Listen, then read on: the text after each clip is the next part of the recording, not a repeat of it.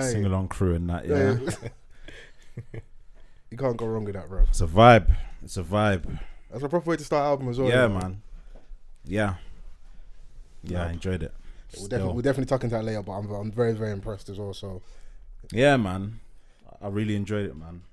Like, they're saying he's honestly. On course for top 10. I didn't know that. Yeah, no, just like when you're getting towards that close point, and now man want to do the extra promo because we got to get over the line, bro. Yeah. You know, so like everyone got to support and buy, and on the way here today, Spotify got hacked. So like I was trying to listen to the last bits of the albums. I was like, brother, what's going on, bro? This is why we got to buy music. Yeah. And be on different platforms because International Women's Day, man. They'll basically telling you to go listen to the women's. I was going to try and braid like there's women that hack Spotify and that. No? Stream my songs, man. Yeah. Stream their songs. Did you send any beautiful Caribbean women money today? No? How did we get there? Okay, sorry. Jamaican women, because Chrissy, we know one-on-one, neck and neck. International Women's Day, there's not a rose petal or a piece of chocolate in sight. Wow. What, here? For you? Yeah. We the bros. I'm not a woman. I had no idea that Chrissy was coming. So. Oh, don't. Man's doing divide and conquer. I didn't know that was a thing. What, wait, hold on. It's not what Valentine's Day is for. Don't try and remix and get extra days, man. Celebrating me. What's going on? We're celebrating you. Woo. As you would say. Yeah, man. Social media post. Or repost. Is that it? I stand. Trash. Yeah. I support. I see one babe, she tried to tweet something like what did the lady say? Obviously it's International Women's Day, but we need to shout out to the inspirational men in our lives. They cooked her. Yeah. Like they've finished her. Seriously? Yeah. To the point where it's like, even as a man, I wanted to join in, like, you raggedy bitch. The one day you meant to fall in line with the agenda. I lied. You know, everyone's singing from the same hymn sheet. Like, yeah. Who asked International you, Women's Day, bro. Yeah, but like, who asked her? Brands that like never book female DJs, suddenly they're posting Essie, they're posting Biz, you know? Everybody's got to play the game, innit? And on the one day, you're meant to show appreciation. You know, like freestyle platforms that never have women having daily duppies or different freestyles. Suddenly today's the day for it. Like, and you're here tweeting in solidarity with men. Even men are like, listen, man, relax, man. Sit this one out. Yeah, sit this one out, man. Like, nah, that's funny. She got cooked. Yeah, bro. I don't know what. You know what made me laugh? If that was a man behind that account, that would make me laugh because this woman was going off like, we need to, big up to the men in our lives who've been inspirational. Listen, it's Women's Day today, man. Yeah, and someone tweeted when's International Men's Day, and they got cooked as well. Every day, it's every day, bro. People are like, you just walk into like, that's an own goal, bro. Yeah. Every day is International Men's Day, isn't it, bro? So, but is it? Don't do that. Huh? don't do Man that. said, I didn't mean it like that. Oh yeah, because bro, you just got it. Yeah, like, every day technically is man. Patriarchy, innit? No, I was just basically saying that, innit? Like the fact that you have to bro, have read from the hymn sheet, bro. International Women's Day means that like the fact you have to set aside a day yeah. shows how great the situation is. Yeah, Did you happen to send any women some bread? Hovis, best of both? No? I know. No, I ain't sent any bread yet. No? Monzo's still there. Okay. Yeah. Not a £5 note between you lot. Wow. Are you trying to infer that we might be lacking funds? Is that directed at me? Or Nah, infer that I lack funds. Yeah. No, but you're trying to stay out of the way because you got people in your life that want money regularly, bro. That's why you see when niggas go out their way tell you they're broke. That's the nigga with money. So if you ever come to rob us as a podcast, that's the guy. What's going on here? What? Wow. I'm trying to line me up. Wow. No. Come on. If they swing on you, you're not going to be there, innit? Come on. There's no way you can be fighting and not fighting as well. Okay, I hear that. Don't do that, bro. I hear that. Man's had to hold me back in the dance one time, bro. One day we told the true story that I was going to do a madness, and I was like, just chill, man. Now's not the time, bro. So, but yeah, don't worry. Your gifts in the post, Chrissy, man. Yeah, it's coming. Every day's International Women's Day for you, babe. Can you intro the pod, please? Hmm? Can you intro the pod, please? Hashtag off the cuff pod. Come on. Every week, Chrissy grinds my gears in that. Come on. We are back. A good honest conversation never hurt anyone. Yes. If you're listening for the first week, my name is Fols Forever Mr Vans. We've got Chrissy in the car. Hi. Chrissy Hive. Do you want to get closer to the mic on International Women's Day? They need to hear your voice. Well, right before we started, I asked H if everything was okay, and he said yes. I said, well, you set me up last time, so are you sure it's okay? And he assured me that it's fine, so the audio will tell. Shouts H. I just cut it out. No, don't do that. Well, yeah, Chrissy's here. She's chilling. She's in the car. H is here as well. Houdini. Chilling. We got a guest. Yeah. Family. Yes. I say yes. Do you want to introduce yourself to our listenership? And Yo, what's happening, man? I go by the name of Kieran, also low-key. What else should I say? I've known Fols for a little while. I've been like listening to you lot since the Genesis. Okay. Yeah, so when we were all awkward in that. So, yeah. So it's good to be here, innit? Come, bro. Like, just like on you lot's podcast after so long, innit? Love that. I feel like you guys were part of the first real wave of like, or maybe the second wave of podcasting. In the UK. The first. Exactly. Yeah. Like, You got it right the first time. You didn't need to correct it. It's fine. Yeah, man. 6 years. Yeah. Man. Yeah, bro. You lot been doing your thing, so I feel like you should get your flowers whenever it's due, bro. Thank you. Look at that. You're giving men their flowers at International Women's Day. Oh, don't do that, bro. Don't do that. Speaking of flowers. I'm in trouble today, No. We're here to find out. I'm so happy Kieran's here, bro. I'm happy, bro. We met. What year was that we met? I think it was like 2009. Maybe no, it would have been a little bit later. No, because I think I had the flat with Sosa. Yeah. So that would have been that'd have been 011. Yeah. Might have been 011. Okay. Yeah. About 10 years deep. Yeah. Long time. Through a mutual and that, and then been people since. So yeah, it's good, man. That infamous weekend and that. Those are the days of when man was prepping for a night out by taking vodka shots and doing press ups. And cooking rice in the microwave, bro. Yeah, what?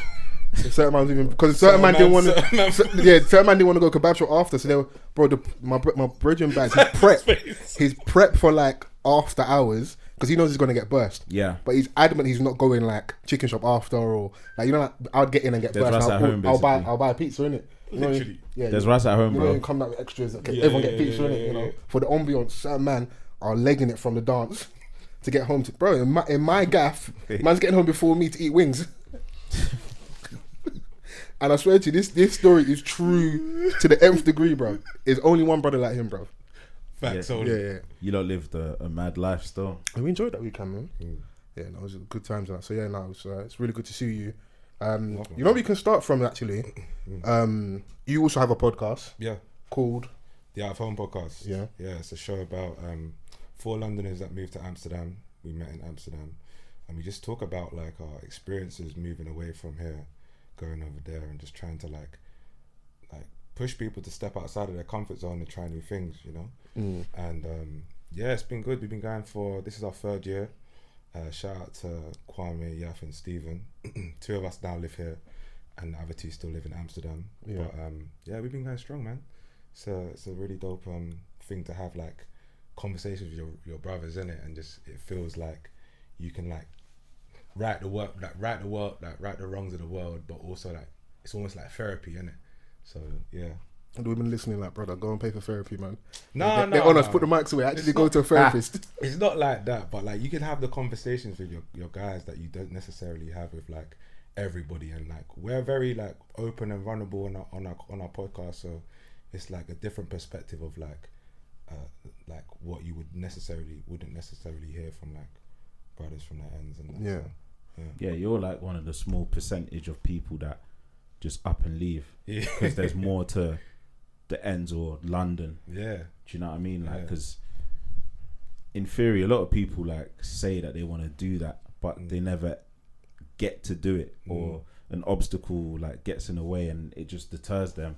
But like actually going and just seeing what it's like to live in a different country, like it's mad. I can't see myself doing that. You wouldn't? I don't know. Like the bag's got to be nuts. But you've also got roots here now as well. It's a bit different, isn't it? That's true. But if the bag is nuts, absolutely. I left when I was 26, and I felt like I needed to experience something different, innit? Like I had people that lived out there already, and it made the decision a lot easier. I'd spend a lot of time in Amsterdam, but obviously going out there as a Londoner versus going out there as someone that's a resident there, like you see the city in a completely different light. And I just felt like I needed that space away from the ends, because I feel like that's all you know, innit? You just know your postcode, you know, like as I was saying, like South, I didn't know nothing about North London when I was like growing up in South, because South is so big. Yeah. You don't need to go to North, or you don't need to go to West or East. It's only when you start growing up and like maybe going out, you start to touch these places. But like you go to, I stepped away, went to Amsterdam, and it was just like, oh shit, there's a whole different kind of thing out here, innit? But it was nice, man. I got used to like the Dutch culture, like just living out there, meeting new people, opening my mind to different things and that. So was there a massive like culture shock? Initially, do you know what? It took a while. Yes, because like, do you know one of the funniest things? Going to a supermarket, like, and trying to find the things that you would necessarily buy in like London, and you're just like, all right, so what's this? Like, what is like, what's garlic called and stuff like that. Obviously you know what it looks like, but you have to go off the look of something rather than what it's been called, innit? Like for instance, custard out there is a different thing. You know, they eat custard like it's yogurt. They don't warm up custard. Yuck. It's like Crazy. What, cold? Just and if you tell a Dutch person that you warm up your custard, they look at us like they we're look mad. at you like you're crazy. Swear down. Yeah, Bro, what is cold So custard, the man bro? just pop in the custard and just But Just they're just namming it like it's what, like Onken? bro, like it's a That's molar crazy. corner, bro. Bruh. Imagine like you're just walking past a person like and they've got a straw and they just Bro, it comes in cartons like that. You can fully Pop do this- it. You can fully like a do Capri it. Excuse Sun. me. You can fully do up. You can do the. If the you can do drink that, thing. you like a can kill. Rubicon, you know? That's crazy. That's It's mad. actually wild. It's wild. But nah, I learned a lot, man. Like I had like maybe close to 3 years out there. I was working for an advertising agency that worked with Nike called Wieden and Kennedy, and out there just gave me a lot more space, a lot more time. Like obviously you travel from like in London, you travel to work and you might travel like 45 minutes or an hour to work. Yeah, there I'm at the door to door in 5 minutes, 6 minutes max. I heard there's a big cycling culture there. Oh yeah, that's the first thing I purchased when I was out there. Yeah. Yeah. You Like, get around swiftly. bro, like nobody's business, and like everything's 15 minutes away. Serious. Yeah, so like I got back 2 hours a day of my commute, and you Yeah. start thinking like, what am I gonna do with this time? So it just allowed me to be a lot more creative, man. Which is amazing. Yeah, I admire like, you know, people like yourself. I got a friend that moved to Amsterdam and, you know, she's really settled there. Yeah. You know, one of my boys, like, he's gone out and he lives in South Africa. Calm. He only comes back for a little bit. He came back recently. He's like, this ain't it. I'm going back. Bro, He's got the option. it's true. You know, he's going to explore, like, because there's so much of the world, innit? But not many people really get to do it. Yeah, well, I was very fortunate, man. I feel like when you go to new places, it brings you back to like your essence as a child, innit? Everything's new, so like it just like opens up different like parts of your brain, and like you're very inquisitive. You want to figure out like where's this place? Like everything's a new adventure every day, innit? Where the hoes at? What did you say? On International Women's Day, you're saying hoes? You crazy? Chrissy, Where they at? can you rein him in, please? Let's get to the nitty gritty, bro. I said, where they at, though? I went to Amsterdam. Where they at? Man said, oh yeah, all that advertising stuff, Yeah, beautiful, man, yeah. sightseeing. Wow. Coffee shop. Yeah, man. Nitty gritty, The bro. women in Amsterdam are beautiful, man. Yeah. They're beautiful. I heard Can you there see the difference different between wave. YouTube's verbiage? Can you see that? I heard there a different wave out there. Do you know what? I think the women that I've come across in Amsterdam, they're very forward, man. Like they're just like to the point, and just like they're cool, bro. Like mad cool, mad chill. Yeah. It's just like But did you I'm get aware. the added advantage? You see, like being that you're not from there, when you open your mouth, they're just intrigued. Oh, you're not from here. Did that also help? yeah, like anywhere you would go as a Londoner, yeah. innit? Like, Hit him like cool trying to be coy. He Bro, was like, I was cleaning up, nigga. That's what he's trying to say. Man said street sweeper. Don't do that. Bro, you see, bro, I know him. I know his game. We say game recognized game. That's not what I said. Nah, it was a dope time, bro. It was a dope time. The thing is, Amsterdam's small, bro. So like, you can't be keeping up certain things. Like you think your name will spread and that. Like you just gotta keep it humble, bro. Like honestly, as a Londoner, you go out there and think, city. You sound like a man that's learnt his lesson. I did learn my lesson, bro. I hear it. You have to learn your lesson. You have to learn your lesson quick. And that's the long and short about it, isn't it? Like, and it changes the way that you think about certain things as well, you know. So I'd say, yeah, absolutely. You know, as you grow, you mature, and step correct. Yeah. But why? Damn, I know you said obviously you had people out there. Why, like there? Why was that the place? Like, cool, I want to explore somewhere new. I want to move. Why Amsterdam? It's really interesting, man. Because I guess like in the creative scene, or like where I was working for a place over here that was like. They were doing the like digital creative stuff for Nike at the time. Okay, so you was already working on this. Yeah, I was already in the industry, and like I got headhunted for this company that was out there, and they basically are like the biggest independent creative agency in the world, and they was like, yo, we like what you do over here. Do you want to come over there? But I think even prior to that, like when I was working in retail. Like these people would come into the store and they'd get like 40% discount and they were always dressed the flyest and like you had this idea of like, oh, that'd be cool to work for this company. So the two ideas kind of married up at the same time, and I was like, yo, it'd be cool to like just like go somewhere else, experience that for what it is, and just see what going really. Yeah, no, I've heard a lot about the creative scene in Amsterdam. I think Daily Paper are based out there, isn't it? On the guys from filling pieces from there as well. Yeah. So like, there's like a pattern from there as well. Yeah. So there's sort of like a nice bubble, like or a thriving scene coming out of there. Like I like Daily Paper. Do you know what I'm saying? Like I buy their stuff. So wasn't Slick out there for a little period as well, doing music as well? Yeah. With some of the artists out there. Yeah. So, and I feel like there's that marriage with football as well. Like a few of the Dutch players, like they've been known to rap, and like Ryan Babel, Memphis. Shout out Ryan Babel, man. Yeah, he's a cool guy. Where was he's a cool guy. Am I bugging? What's my man that used to play for Arsenal? Obviously, I know he's got a name, but did he have? Quincy yeah. Was Dutch, I think. Yeah, it was Dutch as well. Yeah.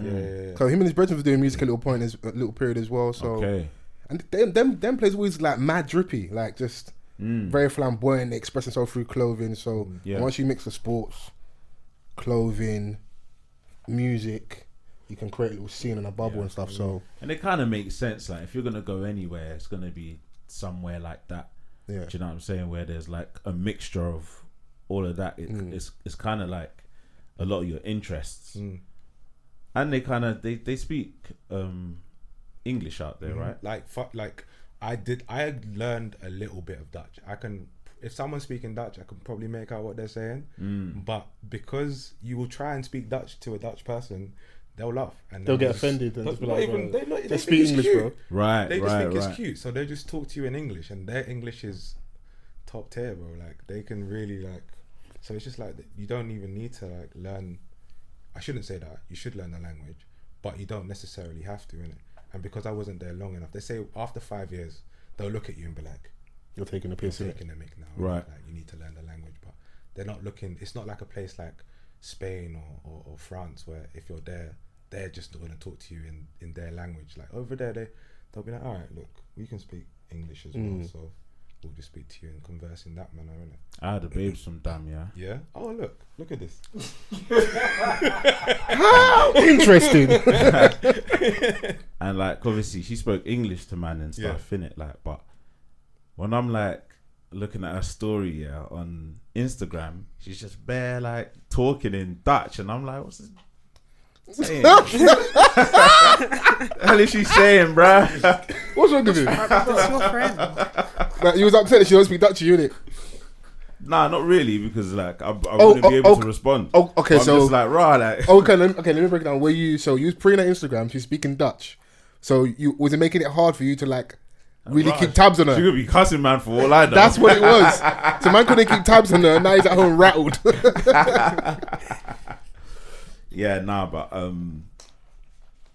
I guess like it's kind of like easy to adapt, or to like people that are thinking about going, or you know, that are stuck on that decision, because I guess when you're in your mid-20s like you were, you're kind of like at that crossroads, right? Like you don't know which direction to take, whether you want to, I don't know, some people just have that creative desire, but they're in a corporate job, and they're at that point where they're like, can I bet on myself and go follow my dream, or should I just do the sensible thing and go on with the... But then even with that, like, there's still like corporate jobs, like within the creative scene. I think everyone seems to think that like being a creative means that you have, or working in the creative industry means that you have to be the creative. But like there's like account managers, there's people that facilitate the stuff. It's not Yeah. just wearing the long jacket and standing in Shoreditch. Yeah. You know what I'm saying? Yeah. With the mood lighting. Looking at the floor. Like you do, like the creative industry is massive, isn't it? There's lots of different roles that you can be in. But I would say like anybody that is like thinking about going somewhere, like try it, because you never know, innit? Like it just opens up your horizons. You meet new people, you have like all these different experiences, and like it's only going to help you grow at the end of the day, innit? So I think it's a dope thing to do, and try if you got the opportunity. Would you do it, Fols? Where I'm at now, probably, yeah. If you asked me this a couple of years ago, nah. But I've been having that feeling where I think I've made a lot of like steady, eddy, sensible decisions, and that it's time to move nuts, bro. It sounds like a man that had enough. You saw me on the weekend. I went to the moon. Bro, we'll talk about that later as well. So even I'm being super brave. I just think because when you said 26, I'm kind of like echo what Vans was saying or saying earlier. I would look at people that like have left and moved. Something you kind of do, like a lot of people leave college and go traveling, or have a gap year and travel, and then that's when they stay abroad. When you're like, you've been in London for so long, you get 26, 27, the likelihood is maybe you're probably more settled in your job. You might be close to, obviously it's getting harder now, like maybe home ownership. Once you put up roots somewhere, it's harder, isn't it? So doing it at 26, I think is dope. And just shows, bro, it can be done if you want to do it. And to answer your question, yeah, I would, innit? Obviously, the right opportunity, you know, I definitely would miss my family. And bro, how would we pod in? What we doing, bro? Like, Yeah. Because you're asking me these questions, it's like you're trying to push me out the door. Have you already got a replacement? How did we get here, bro? Tell me the truth, bro.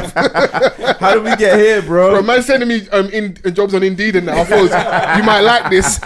It's in Kinshasa. Bro, nah, people come back often, bro. Yeah. Do you know what I mean? Like, especially like when they're settled and they've got the steady income, like they're, you know, EasyJet, especially like when you're in Europe. Within Europe, it's... And when you really check it, like, there are countries that we could travel to from where we're sat right now to where they are, and it'll be quicker than place we travel to within London. Yeah. So in terms of time frame, it's actually not that mad. So you are right. Like a lot of people when I finished uni, I had quite a lot of boys and girls, my brother's older sister, that went and taught English in Dubai. Yeah. And when you really check it now, that time's flown by now. They've come back. Some of the people have got married, had kids out there. Some people kept their head down and just stacked. I got a bridge in that. Yeah, my boys out there stacking now. Like Kieran, like stack crazy paper, come back like ready to buy 2 yards at once. What? Like, you know, like when you almost don't know what to do with yourself. Bro. And I'm looking like, shit.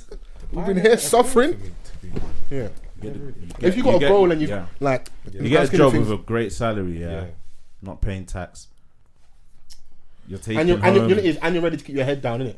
That's another thing. You're taking home all all you don't of have the to go and shits. rent the Lamborghini, bro. This is the thing. You're trying to keep up with these dons. The dons that own the Lamborghini are giving you the Lamborghini to rent. You're trying to keep up with them, bro. Stay in your house, bro. Bro, like I've been back a year now, innit? And I think the biggest decision I had to make was like, do I go back home and live in my parents' house, or do I go and rent? And because obviously I've been away for so long, like I'm not ready to go back home to my Mars, innit? But I had to swallow that pill, fam, and stack some peas. So I could buy a yard. Yeah, absolutely, man. Like, I encourage that, because if you got the opportunity to, you know, stay at home with the parents, fam, but it's a whole different type of trauma, fam. What's a trauma? Yo, big man, your mom's asking where are you, bruv?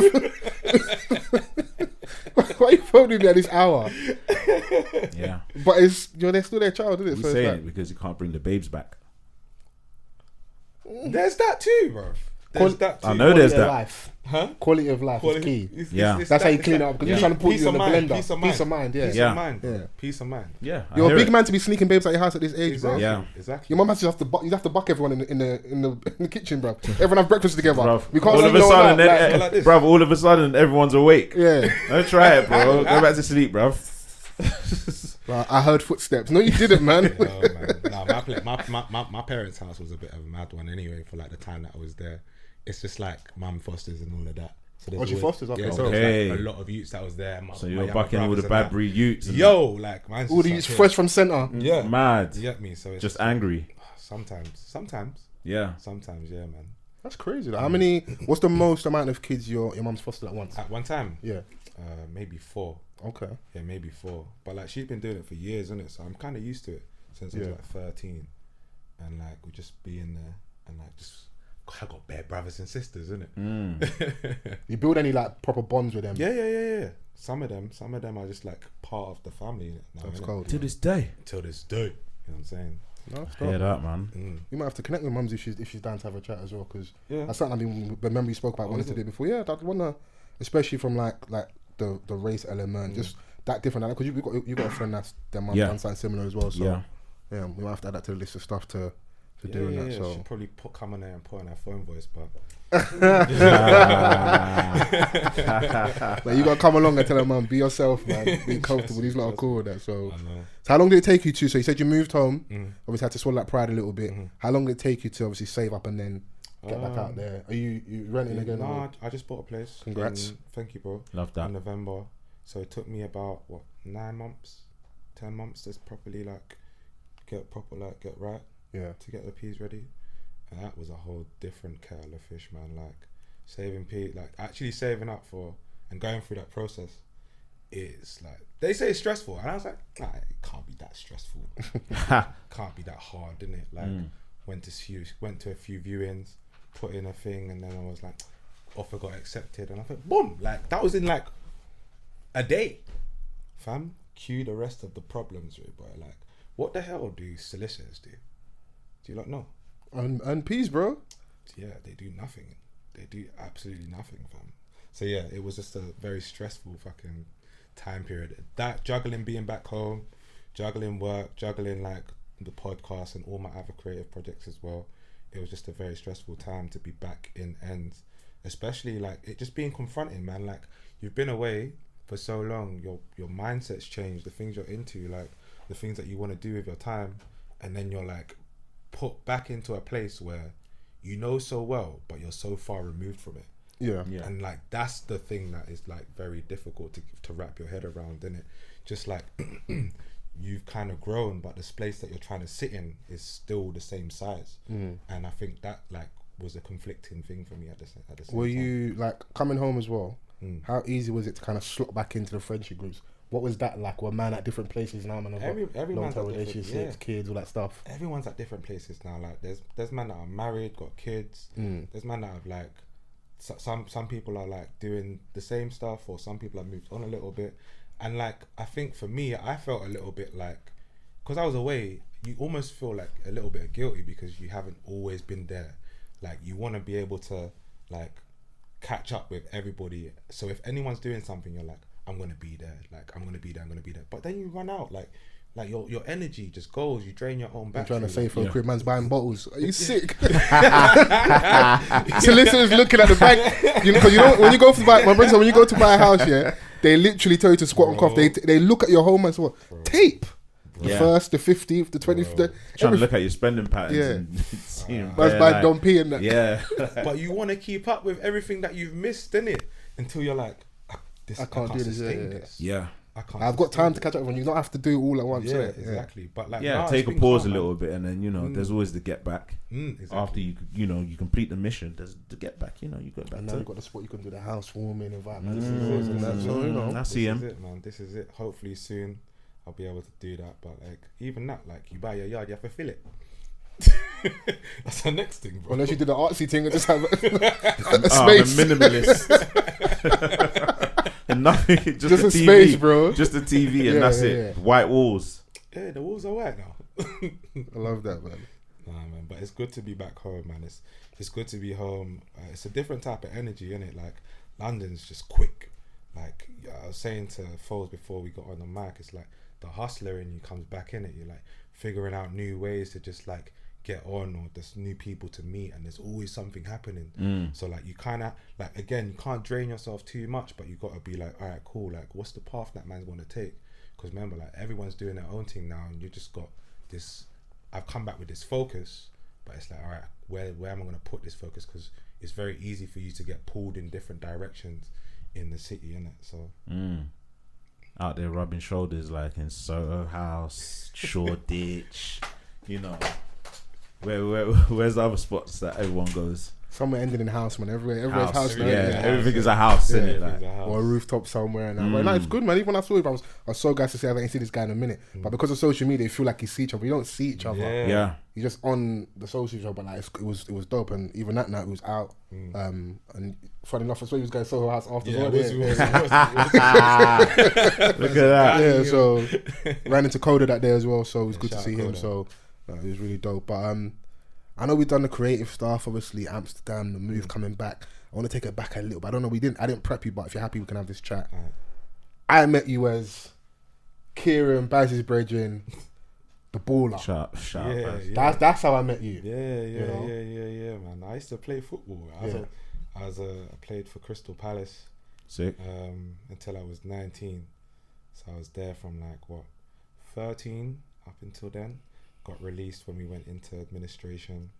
But yeah, that's a whole, sometimes I forget that I lived that life, innit? Like that whole life to me is completely separate. Yeah. It's so mad, but a lot of it made me into the person that I am today, innit? So I would have played with I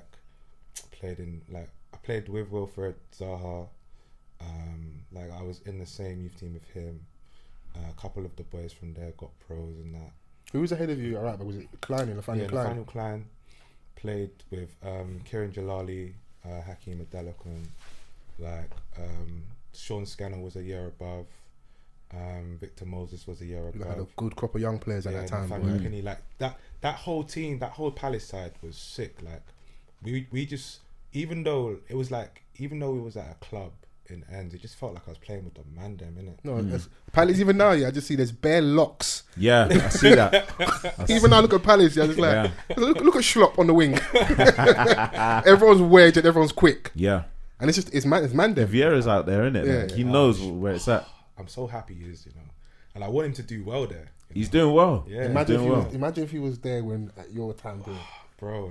I feel like there's a lot of things I could say about my time at Palace.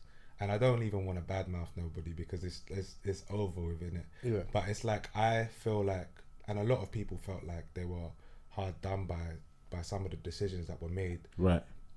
Just because of your face not being fit for, or someone doesn't really like you or whatever, innit? Yeah.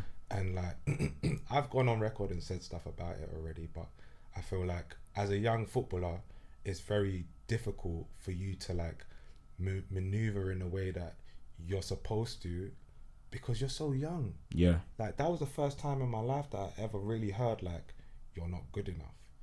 I was a very high achiever as a youth. I was good at school, good at sport. Yeah. I get all the way up to 16, 17, and you think, yeah, man's gonna be a professional footballer. Yeah. There was nothing else in my head. And then one day you get pulled into a room with 4 other brothers. Imagine, bro, if you were gonna get fired from a job. Yeah.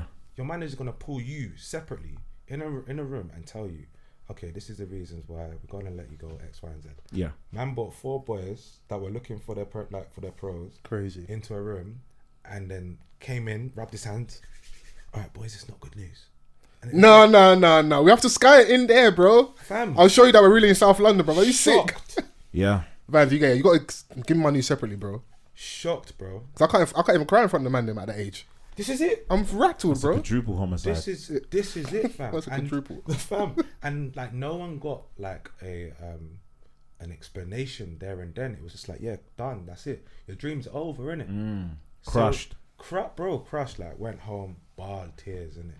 I think I went back in the next day to chat to him, and like his reasoning was that like you're good at a lot of things, but you don't have that one special thing that you're good at. But I'm like, surely if I'm developing as a footballer, like we can find that one thing. But yeah, I just took that as gospel, and then I think for me it was like I don't even want to be in this environment anymore, innit? Like you're forced to grow up quick, man. Or was it because you was maybe scared of getting your hopes up again and having that experience again where someone says, I think so. You're not good enough again? I think it's a huge crash, isn't it? Like, you know, when you hear that, because at this point, like, his confidence must have been at a high point, being there thinking that, you know, the only way is up. He's going to, you know, go on and get that pro contract. To then, that one time, and it's the devastating blow. The one time that he's told he's not good enough is when they've released him. Vans, like I will not lie to you, bro. Do you know, it took me years to get over that. Like on a mad one. I genuinely think it was my time in Amsterdam that allowed me to really recover from like the mental like strain that had on me, innit? Right. Because like I met like a few people that I would work with, and I tell them my story, but I never really talk about football too much, innit? And then I met a woman that was my manager called Danny. Big shout out to Danny Pack, man. She sat me down one day and she was like, "Oh, like you're a creative, you know?" I was like, because I've always been a strategist at work. Right. Apologies for saying that. I've always been a strategist. She's like, "You're a creative. Why don't you just become a creative like professionally?" I was like, "I don't know." And then she like went away, came back, and she was like, "I've worked it out." She's like, "The reason why you don't want to be a creative is because you're scared that if you put your all into something, like you were saying, Vans, Fols, if you put your all into something and it doesn't work out the way that you want to, you're going to be put back into that same sort of headspace that you was when you first got released." And fam, it all just made sense. Yeah. Like I'd always done work outside of work, but it was just like, so I've written short films. I wrote a short film called Serious Things with my boy Abdu, which eventually went on to like get nominated for Best British Short in 2019 for the BIFTAs. Okay. And for the BIFTAs, the British Independent Film Awards. Yeah. So I'm like, now I'm a BAFTA recognised writer. Okay. But before then, like, I didn't know. Like, I didn't have. Those are the things I'm doing outside. I weren't doing them like professionally. And then she says this stuff to me, and I'm like, oh yeah, I am. But I just don't want to do it professionally because it's like, what if I'm not good enough? Like, what if I won't be able to do it? And it came from that fear of just like not being good or being told I wasn't good enough in it at that time.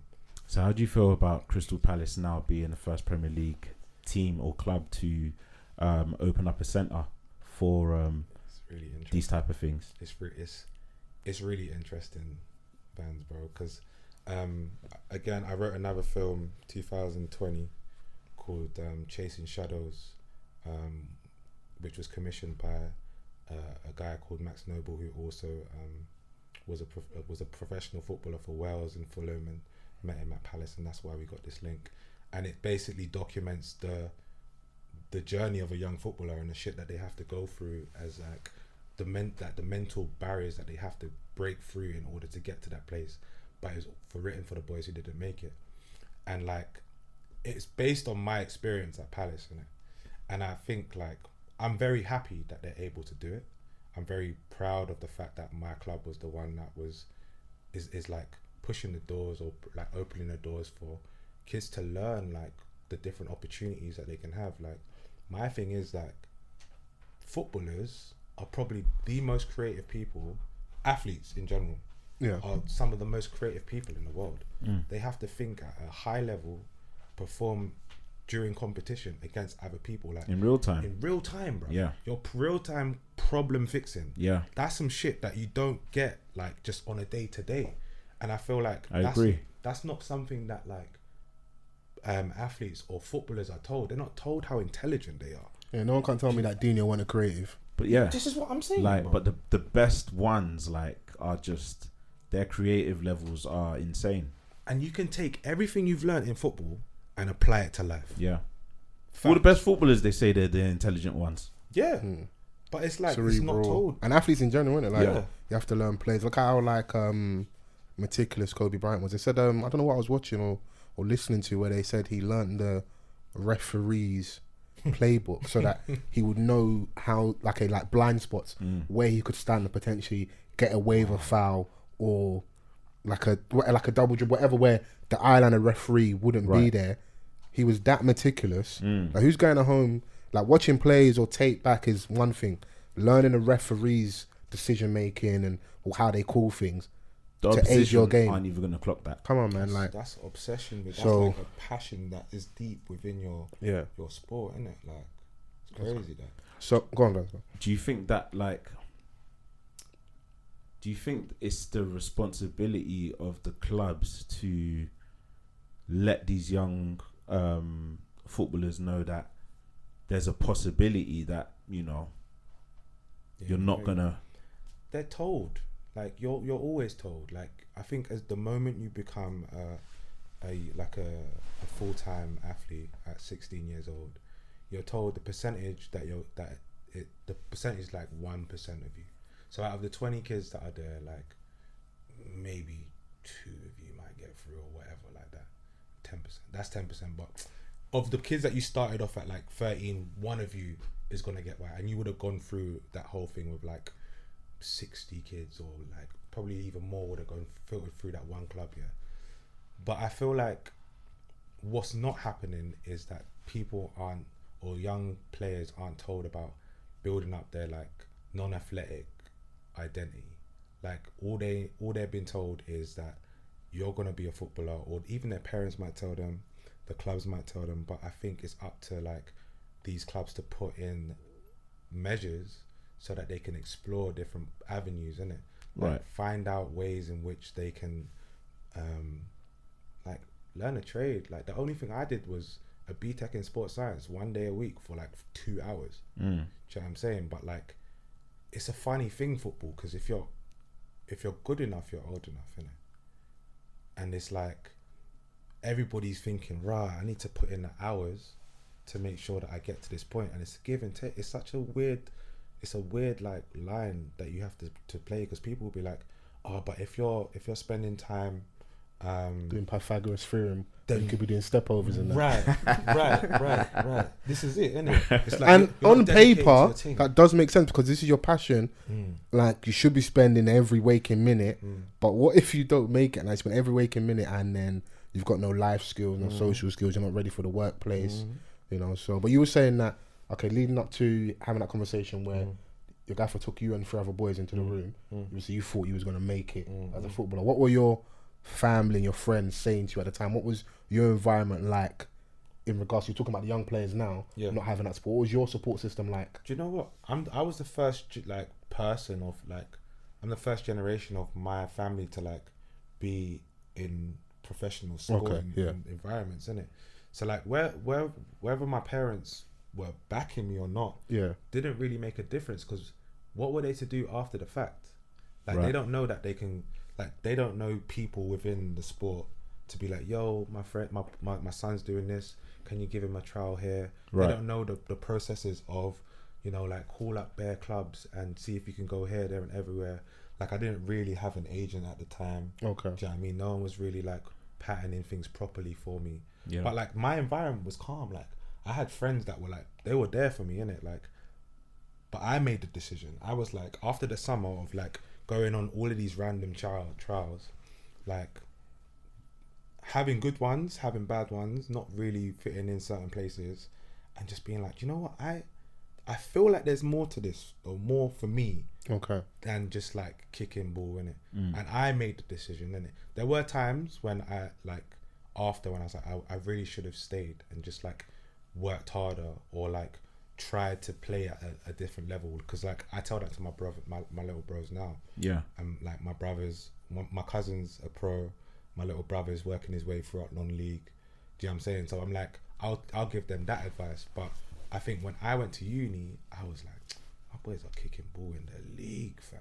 Playing in the championship. So you wasn't trying to go and slum it and do the League 1, League 2. And you know what's so funny? Like, I think I did get like, I got called back to Stevenage at the time, and it was like a League 2. I think they were League 2 going up to League 1. And maybe around that time, I think League 2, League 2 or something. But like the luxury that you have as a young footballer, like no one tells you go play League 2, go and play League 2, and as you say, slum it in League 2. Like learn your trade, play with men, like understand the game of football, and then work your way back up. You think because as a young footballer at academies, like the top academies as well, you don't want to be playing on no boggy pitch on a Tuesday or at 7 p.m. or training like with like dead kit and all of this stuff. Like you're so used to. Man said if I'm playing on a Tuesday and at 7 p.m. it's got to be Champions League, bruh. But you know what I'm saying? Like you're so used to the kit man sorting out your stuff. Yeah, they got to find a balance though, because like obviously you hear a lot of older pros like your Roy Keys and your Souness is thinking like young players of sport. It's just a byproduct of a lot of money being in the game, innit? So if you're at a professional club in the top 2 leagues, you're gonna have a lot of support. But what you're saying is right, man. Maybe you need to go and get the reality check and go and play a little bit lower, and it will help them, because if you go out on loan nice and early, you get the experience. So when you do come back and you're playing with the first team or training, then bro, it even happens in a higher level. Obviously, not to that kind of degree. Like you've got young players like Sancho, for example. He was at City, and he wasn't getting time, so he had to go and play elsewhere. And now he's back, like, and but his elsewhere weren't too bad though. Yeah, it weren't too bad, but it was like it wasn't. If you're gonna do it, that's kind of the way to do it. It wasn't like a team like City that were almost guaranteed the league at certain. They've points. They've got a wealth of talent, bro. Like you can be good there. You can be good. You can be a first to play somewhere else there. You'd be lucky to play Resis, bro. Like it's just that peak, innit? So. With hindsight though, because if I'm right in saying, was it Nathaniel Klein was like your competition, innit? He was just like directly in front of man, innit? And I think like ahead of him was Danny Butterfield, and like he was on his way out. Because by the time Klein got in, he weren't going nowhere, bro. I think like I don't know what age it was. He'd already hit like 100 league games, and like bro, I know where people how look at him now, but at that time, bro, he was a bad boy right back, bro. Klein was at Liverpool, but even before all of that though, I'm talking like. Just the fact he stayed at Palace so long, then went Southampton and then Liverpool. But that period was because like I was like still in Southampton at the time, but so seeing someone like him from the ends, and he was doing his thing. He never missed a game from like 19 to like when he did his back in Southampton, I think, or like I think it was Liverpool. About 4 or 5 seasons he's playing regular, innit? Regular, like first choice right back. But it's funny. There was a stage when we were like I was 14 and he was 15.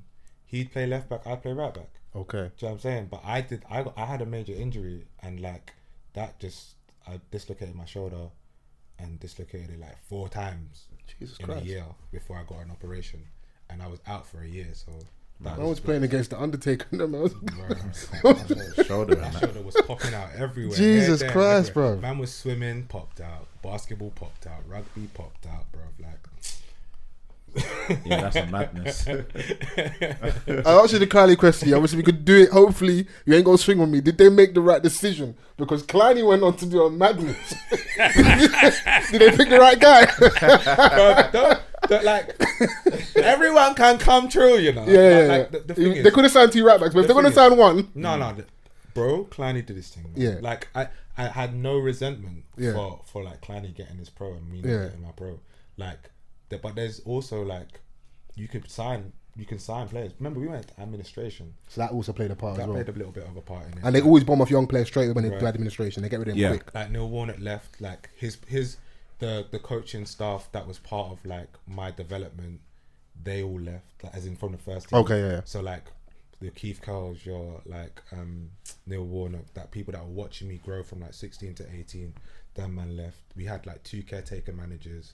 Then it was down to the academy man who made the decision. Yeah. And like he gave some people ones but didn't give some people his attitude and relationships. Obviously like Kleiny by far, like you could tell that it was head and shoulders above everybody at the time when we were coming through, because Resi games, killing it. You weren't beating man 1v1, Like, forget what you can see about Kleiny now. Kleiny, when he was playing, and like you'd go and watch him at 18, 19, 20, Kleiny was wrapping man up. The only person that I think I'd see him have a problem with was like, there was a winger for Swansea. I can't even remember his name. The dark skin with the plats, Nathan something. But that was it. What? Dyer? Yeah. That was to be fair, I seen Dyer twist man up. That was the only brother. That was the only brother I think he had. Low centre of gravity. That was bro. Yeah. He held his own against bare people. So, and for me, if that's the standard that I was trying to reach, then there was a way to go. But I was still good enough to play at that level, or at least be developed enough to play at that level. My thing was that I wasn't given a chance, an opportunity to grow. Because I'm someone, you sit me down or you teach me or like. You put me in those scenarios, I'm gonna learn, innit? Like that's just how I am. You get me? No, I just wanted to have that chat, man, because I didn't think about it. I was coming today. It's like, one, it's good to see we're gonna catch up, and I was like, I don't think I've ever spoken to Kieran properly about that time period, innit? Because when I've met you, it's already uni and Jaeger bombs, bro. Like, it's long gone, bro. I don't think I've even bucked Kieran at goals before. I didn't even want to talk about when it came to that time there. But now I can talk about it freely because it doesn't hold the same sort of like weight that it used to. Do you know what I mean? Anyone that wants to chat ball to me, you can chat ball, man. Like, I've played football at a high level with some fucking good footballers. And you held your own. And man, if you speak to them, man, they know who you are. Yeah, of course. That's it. That's calm. Do you still get a chance do you go still watch Palace to this day and that? Yeah, bro. Palace, like, I grew up as an Arsenal fan, but I watch Palace, like, and I'm so proud of what the boys are doing now, innit? So, and obviously I'm a South London boy, so that's my team, really and truly, innit? It's a good atmosphere at Selhurst. Mandem FC, bro. Big. Proper Mandem FC, bro. I love it, bro. Been to a few games. What's my man that plays on the right? Elise? It's cold. Yeah, just you see when the man just looks saucy on the ball and that. It's like, I can see. They've got a couple ballers, man. Like, and they've got a good manager there. Like, he's really trying to exploit, like, the ballers. Lampard, come outside, man. Look at what certain man are doing, bro. Tell Lampard to come outside, bro. Man are getting grandfather Dean, getting bring-ins and that. Come outside, man. Other man having to go the long route, Nah, man. Tell Lampard to come outside, bro. If he ain't careful, he's gonna go down to Everton, Bro, it's peak, bro. Not my goat though. Stevie G, bro. Okay, but he played his trade. He went Rangers, did his thing, so but he's also at a good club. He's also at a good club for what Villa? Yeah, to kind of get his feet wet and do his thing. Gerrard ball is a thing, bro. Like, they play ball. Yeah, I like Steven Gerrard, man. Yeah, that's a footballer that I grew up watching and thinking, this guy. I'm a United fan, but I could never deny his thing still. Guy's thing was different. Yeah, for real. But this is International Women's Day, so we're not just to. I heard that. I heard that. Can we get back to some funnies? Because Chris has been quiet in the cup for a little while. You good over there? No, I was paying full attention. What I find interesting is that we have another podcaster who used to play football. Who's the other podcaster that used to play football? We were talking about the podcast or the footballer to podcaster ratio. Oh, no. Because someone's running jokes about failed footballers turning into podcasters. I'm happy to be part of that. The footballer to podcaster part, lad, is crazy. Bruv, nah. Chris is not easy, Bro, podcasters, we're getting like slaughtered in these streets. It's fine, man. Honestly, it's like when you're in a good lane though, because you're over there being wholesome, being vulnerable, talking about moving. So you lot are cool in the corner over there. Don't cross the gun line and try to hang out with us. I saw a TikTok video. Was it the girl? Where the guy, he's on the phone to a girl, innit? He's like, so blah blah. She's like, so what do you do? He's like, I got a little podcast. She locked off the phone. I was like, that's cap. It's rude. But it's the worst thing you can say. Even at that party was out on Saturday and that, when babes were just talking, we just getting to know each other and that, and she goes, what do you do? And I was just like, working sales. I was just having my chat and that. So what about, you got anything on the side? Just like, got a podcast as well. I turned around to get a drink. What, she kicked out? Now this could be a coincidence. She may have had to go and do something. Nah. I'm not having that. And bro, I was hosting Space Cakes. I was flying as well. I was thinking, you gonna leave me here right now? I'm in this state. Bruv. That's rude. That's very rude. I'm not having that. That's rude. What a time to be alive, isn't it? Have you seen Mo the Comedian's little funny video about rappers on podcasts? No. Yeah. That video's hilarious. You see it's really funny. Yeah, it's funny. It's right on the money. Like, it's hilarious, bro. Yeah. If anyone's seen it, you know exactly what I'm talking about. Yeah, the podcast slide is at all time high, man. Just got run with the jokes, man. Yeah. Let the people them cook. But we can get into I know we usually do it later, but what we're watching, we've got the final installment of the Kanye's doc, Jeen Yuhs on Netflix. Everyone seen it? Yeah. You caught up, Vans? Or? I haven't. So you didn't watch episode 2, you didn't watch episode 3 either? What type of life are you living, bro? And you know if I just show code, I'll find out on the episode he ain't done the homework and be like, yeah. You and Chrissy can cover this. What if there's 1 week here we all don't do our bit? I'll watch it. Whoa. Don't drag me into this. And I said, what if there's 1 week? Because he's cool because he knows without fail, one of us would have, watched it. My bad, man. Yeah. I I'll haven't had a always do chance. I'll always do it. Don't drag me into Okay, this. cool. Oh, Okay. so, yeah. I Sorry, haven't Queen. had a It's chance. alright. We can get into it. I was saying to Kieran as we were starting to record and that I'm happy they ended it how they ended it. Because the first 2 episodes definitely to massage Kanye's ego and that. The third one kind of, true to what's been happening recently and gives a fairer, more balanced perspective on like where things are at, and also shows why people maybe have some misgivings towards Kanye. You can't ignore the Taylor Swift moment. You can't ignore the MAGA hat. You can't ignore trying to become president. The TMZ moment.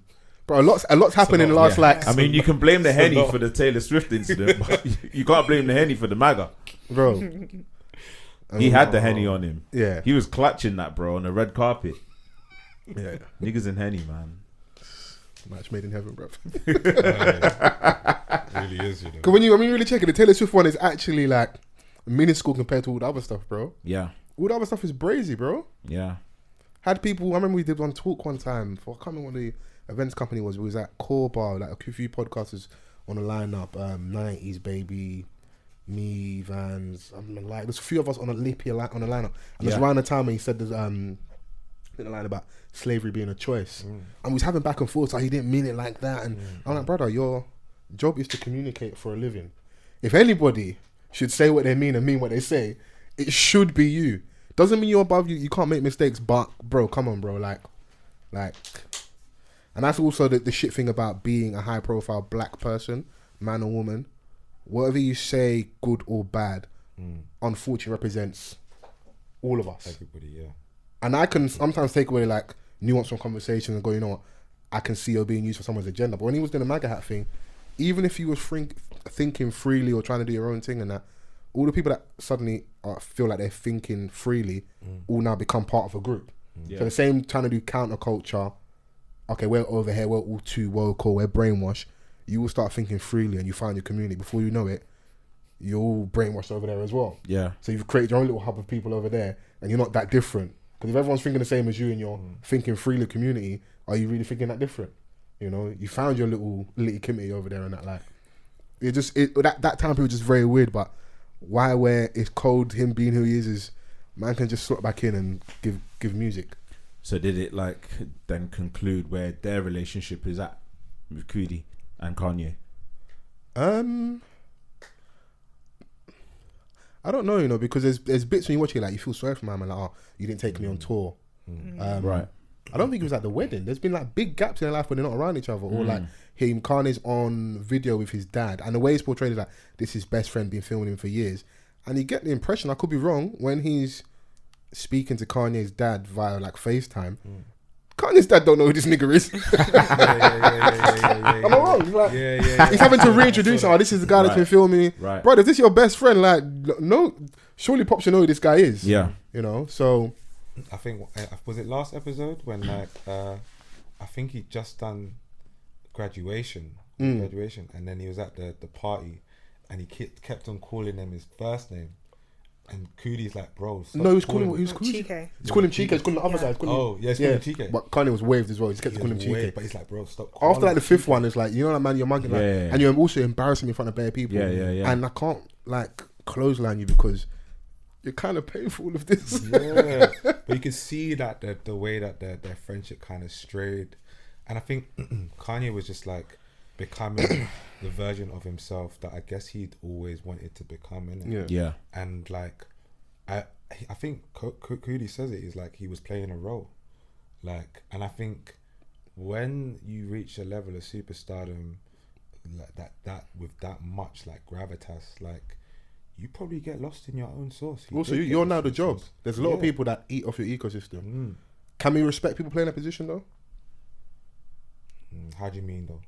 In everything, because someone's got to drive. Yeah. It's always a running joke, but I swear it was true. Snoop Dogg had someone that used to roll his weed. I don't know if he still does it now, but someone rolled his weed at one point. Bill it. Someone, Bill it. Someone's the stylist.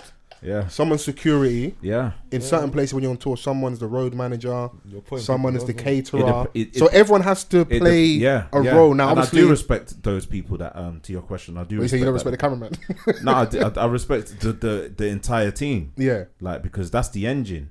Yeah. Do you know what I'm saying? Like, they know that that they have to play a certain position in order to.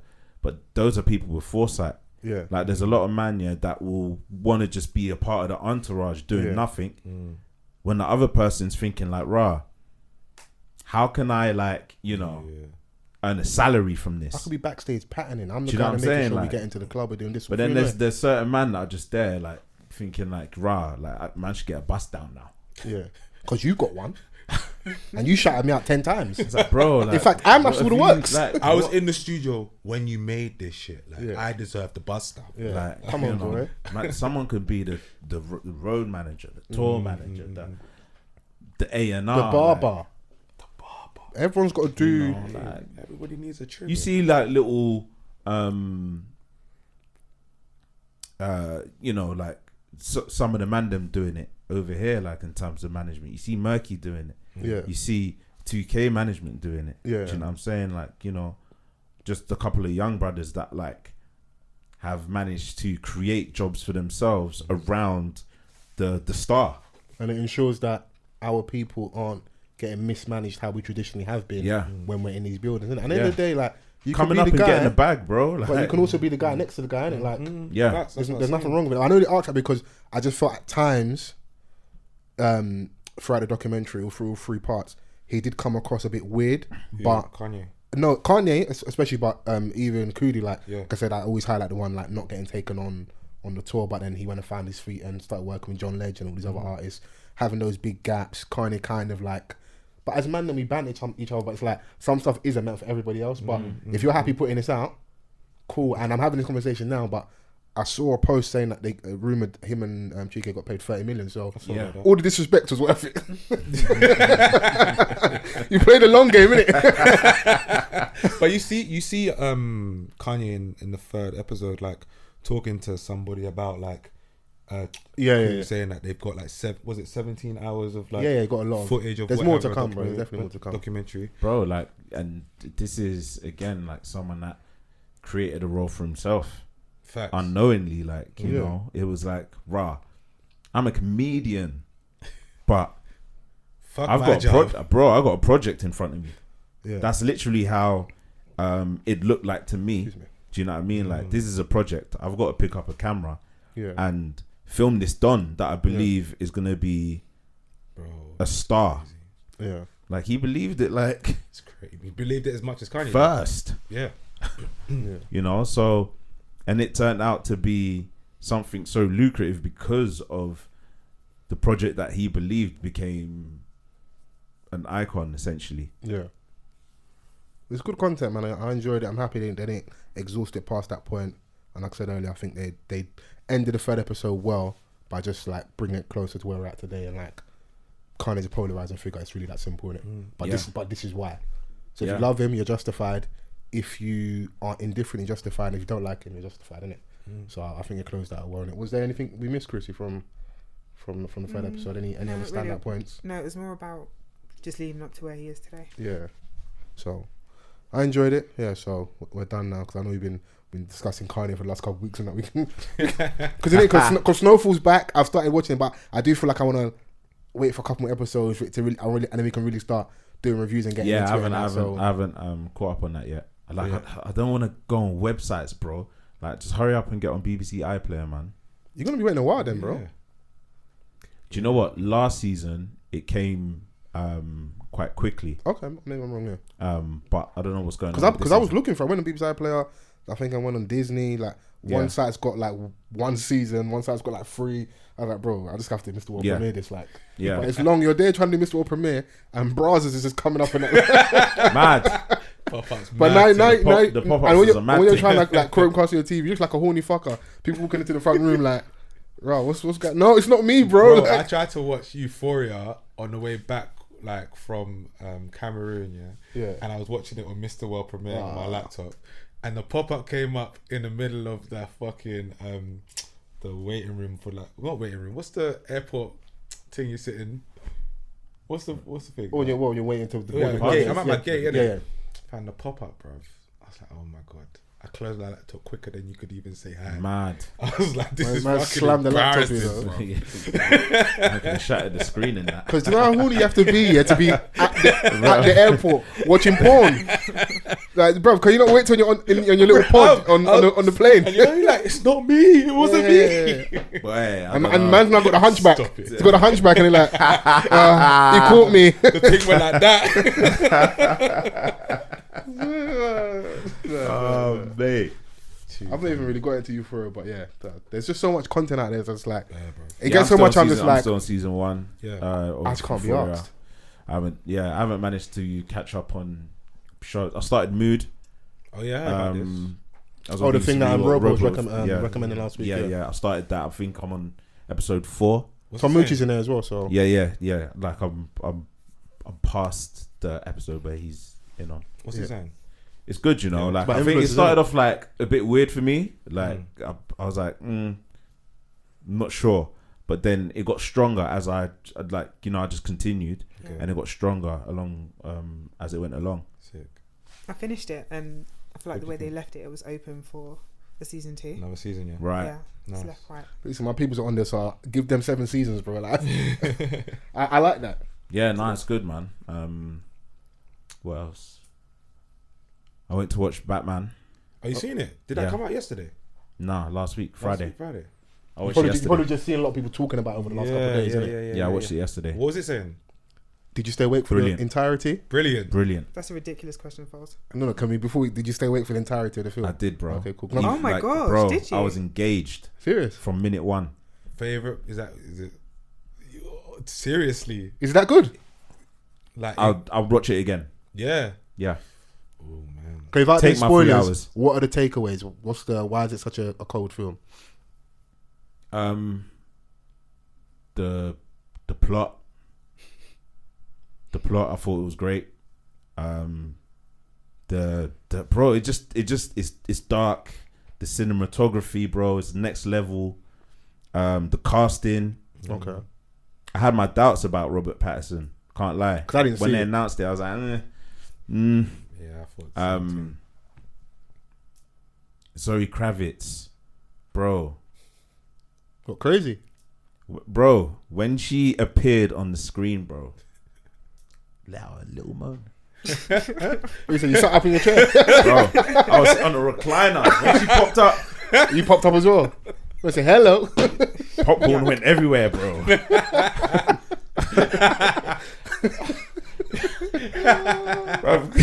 Because I'm in there on my own. People are like, rah, like, What's wrong with this done?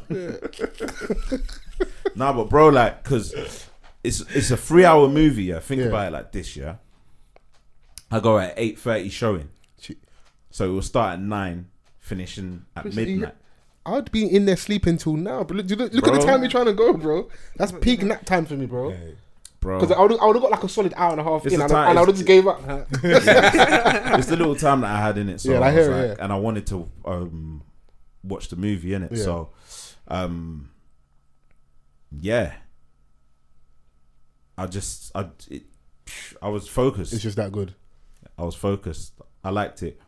The only thing that I didn't like was the Batmobile was a bit dead. Okay. He's quite skinny in it for a Batman. So there's mad padding on the suit, You can tell that is but he's really tucking niggas in that movie. okay. Yeah. How does it compare to Dark Knight? Too soon to do that, or Yeah, that's what. I think people can take. I think people can have takes, and it's an argument. because that cinematography, that thing you're talking about, like the darkness of it, that film was cold. Bro. Yeah, Cold. But the argument is definitely there now. Oh yeah. Yeah. See it, man. Okay, cool. Yeah. I've seen mixed. I've seen people like you swearing by it, and other people saying like it's one of the worst films ever. I'm just like, bro, how is everyone this far apart, bro? Nah. That always happens, man. People are chatting shit. Yeah. And like the there's a legend in The Dark Knight.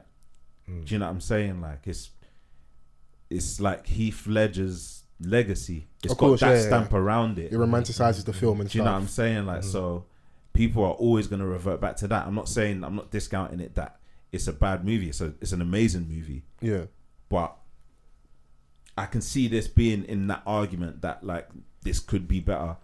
The only some people may say that it may have dragged out. Zoe Kravitz's portrayal for like as a Catwoman was great. That's Catwoman.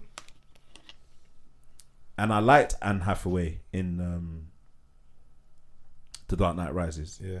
Do you know what I'm saying? Like,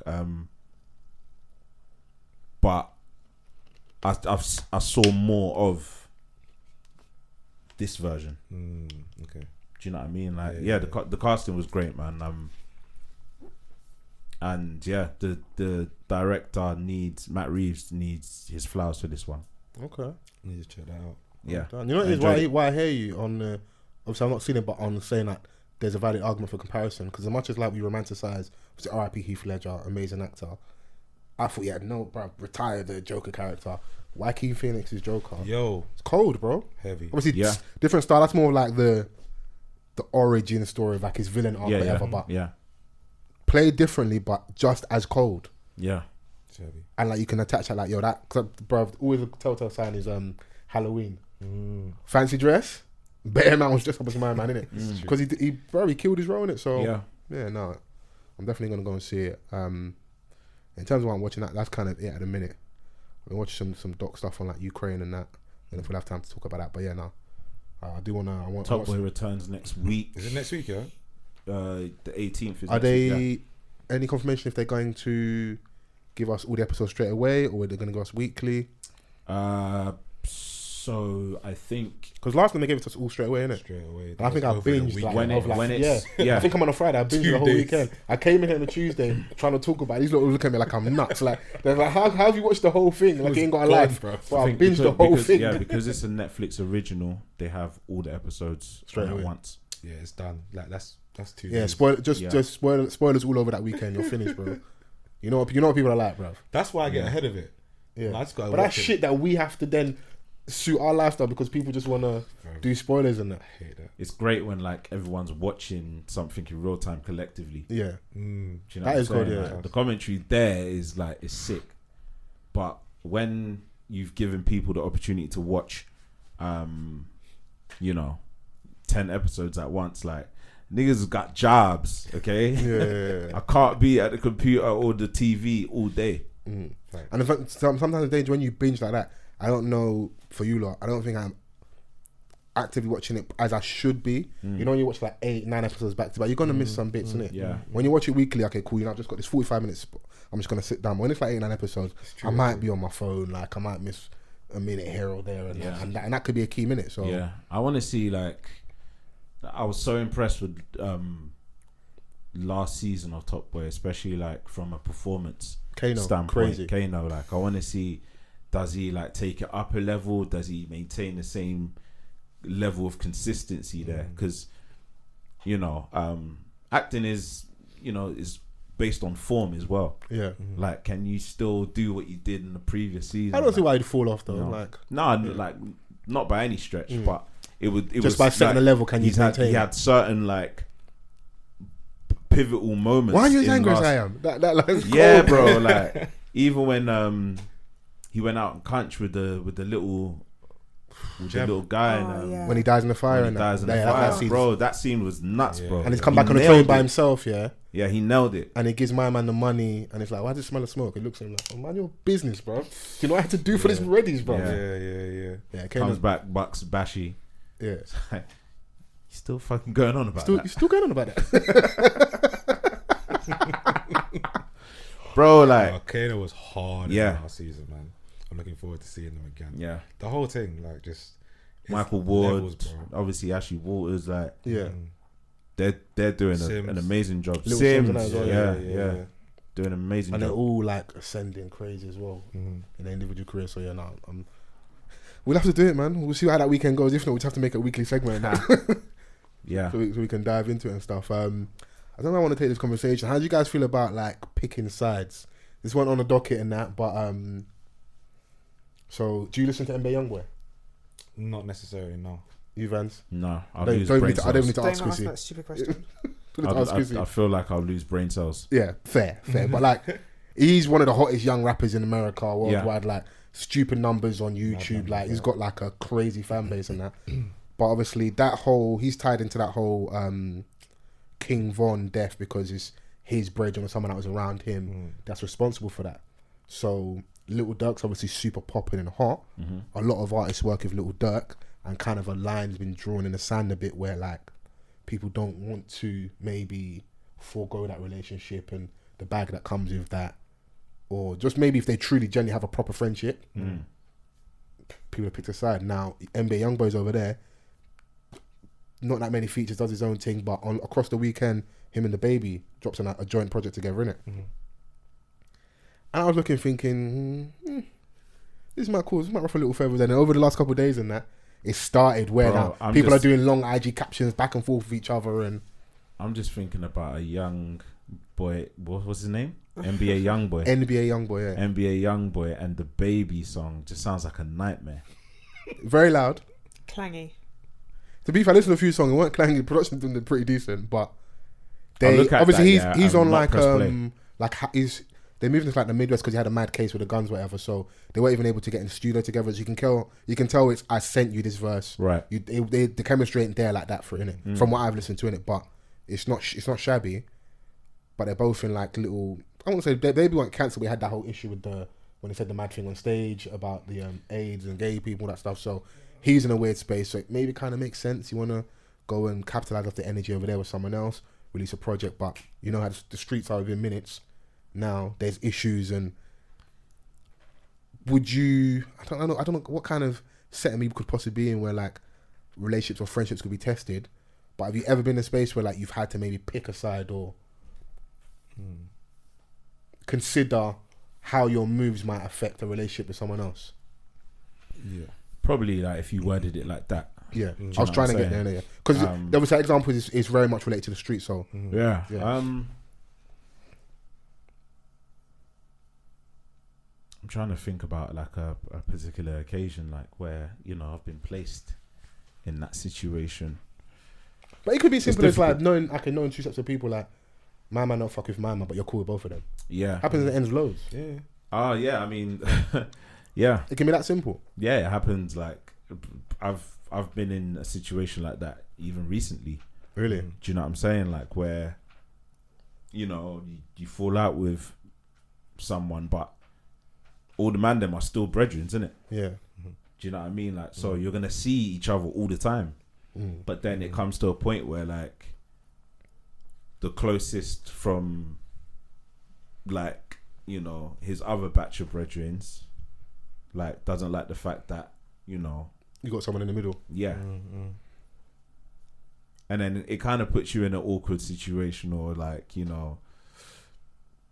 where egos may get involved, and that just spirals into something else. Do you know what I mean? Or like you have to have a sound mind and be willing to compromise, and see how you can maneuver around it, because it's like what's the situation about? You got to assess that as well. Like you want me to cut off a brethren because I don't know, you don't like him because of something trivial. Yeah. Like you don't know the level of relationship that I have with this person, asking me to cut them off just because of X, Y, and Z. There's always that element as well. But there's certain people that have expectations. They're like, rah, you're not siding with me, then rah, we can't be friends. Yeah. Because at that point, their head's in the blender. They're just on, it's 100 miles an hour. It's like, it's fully on, fully off. Be friends with... Yeah.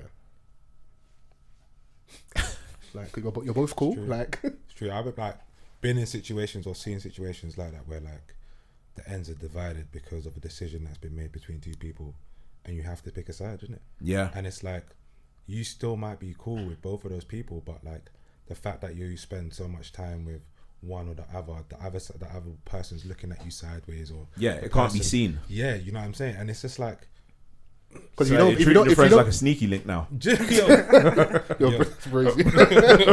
You're seeing one man at 2:00, see next man at 10. but like sometimes it's like if you're, it's not even that you're seen with that person. It's like people know that you roll with this person, and that you now have no connection to that other side, or the people that you were cool with from before. And people like that stuff is real, man.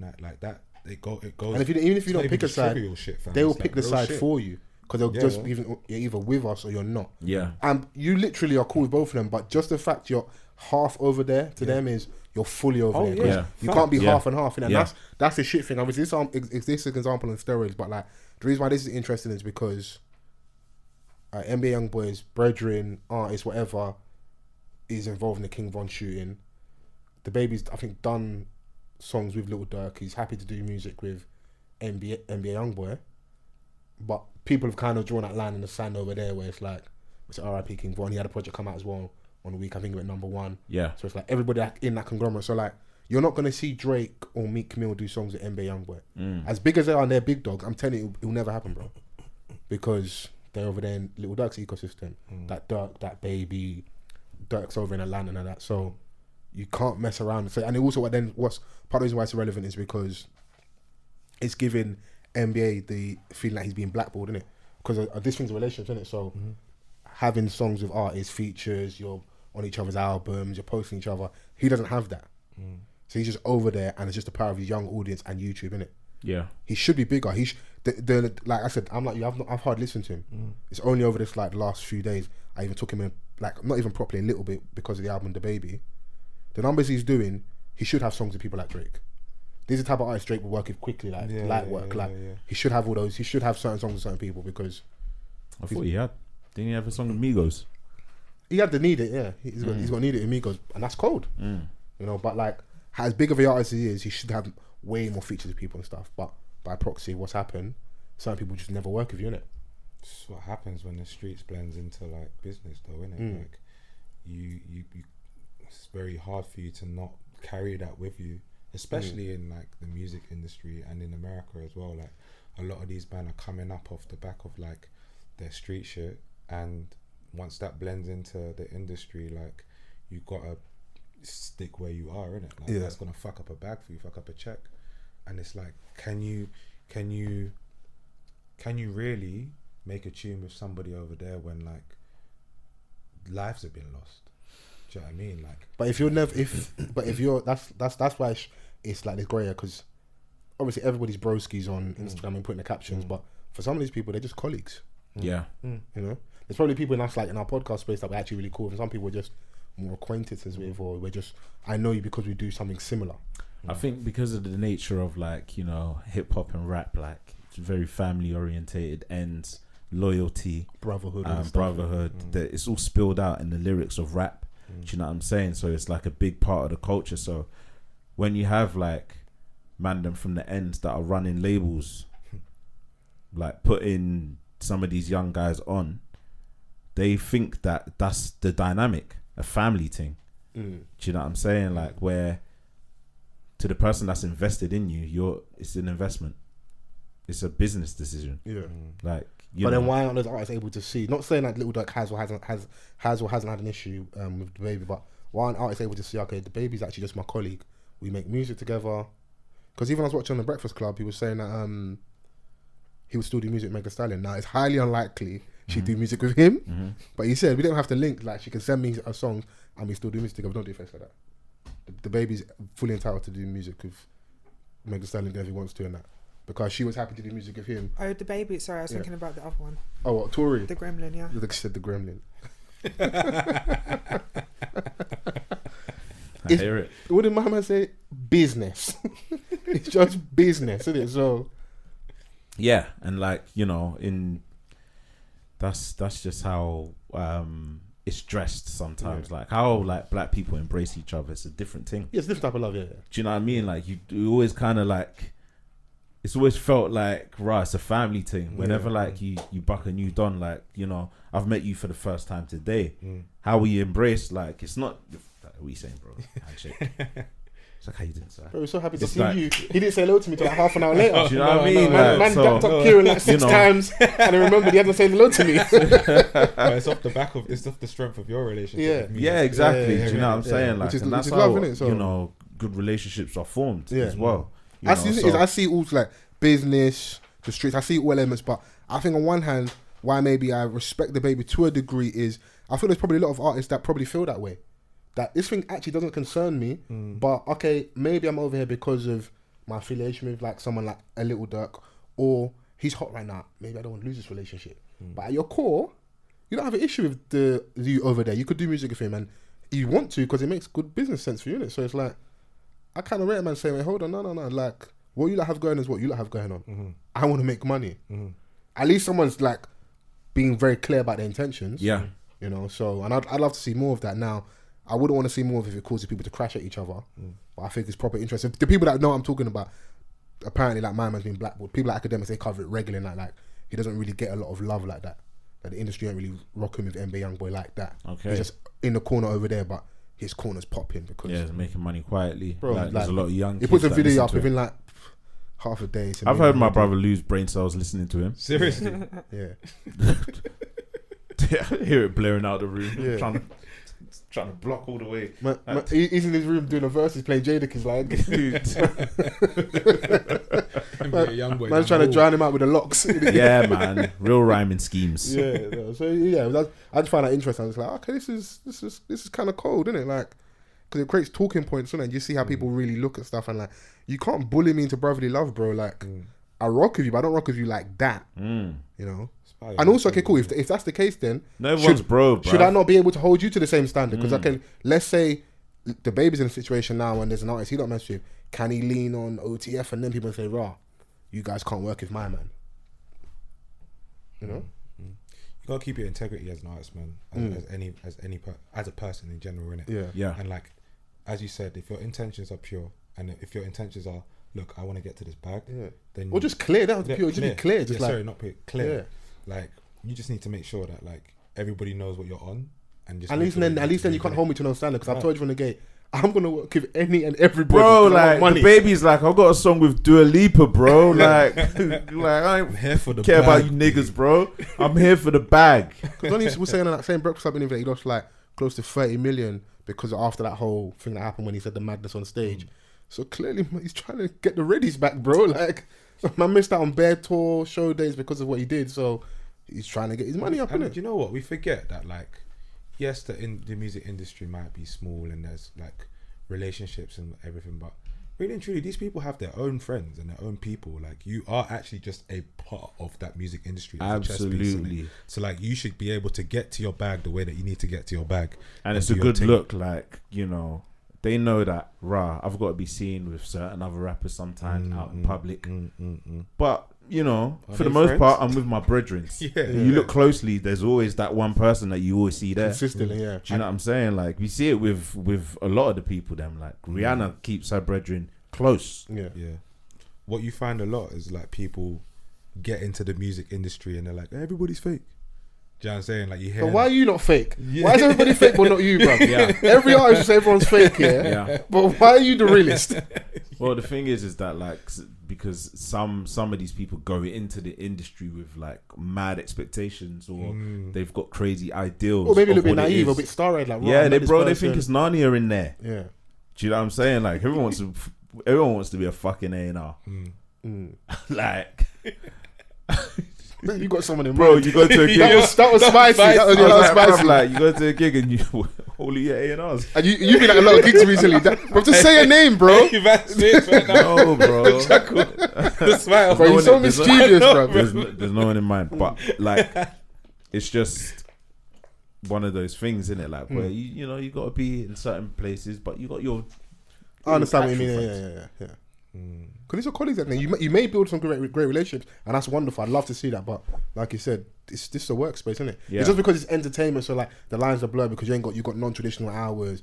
If you are popping, you kind of live life at your own like pace, isn't it? Like you can wake up when you want, all that kind of thing. So not living like us, but we've got a clock in and stuff. So we're very aware it's working. Other people, listen, man, like can't blackball yourself in terms of features, man, because like once you find that artist that you've got great chemistry with, every time you both drop, it's a banger.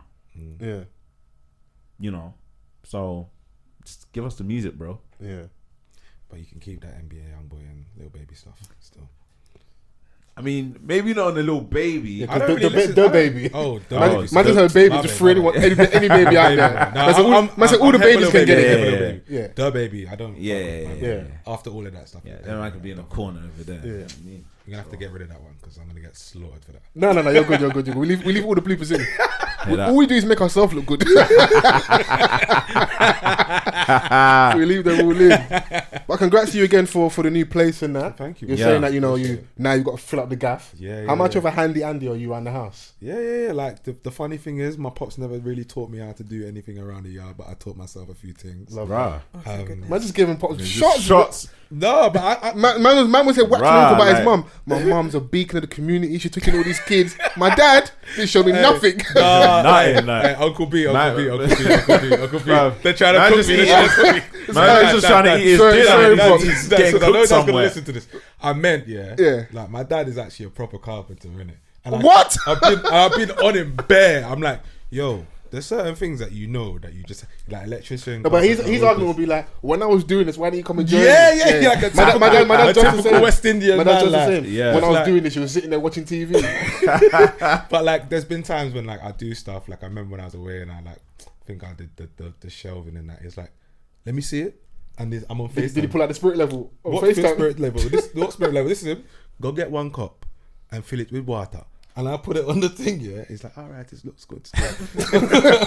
Man gave you the eye test. Because I take a picture of a cup with water on it. I'm all right still. But you know what? Like, this is one of the reasons why I'm gonna get him to come round and we can just work on it together, innit? It's kind of like little bonding time as well. Get me? Yeah. Get tips on the spot. And exactly. So I kind of like that for that element as well. So I said that in the beginning, so I could you clean it up eventually. Because I only even asked you because I know you guys seen the clip of Rick Ross.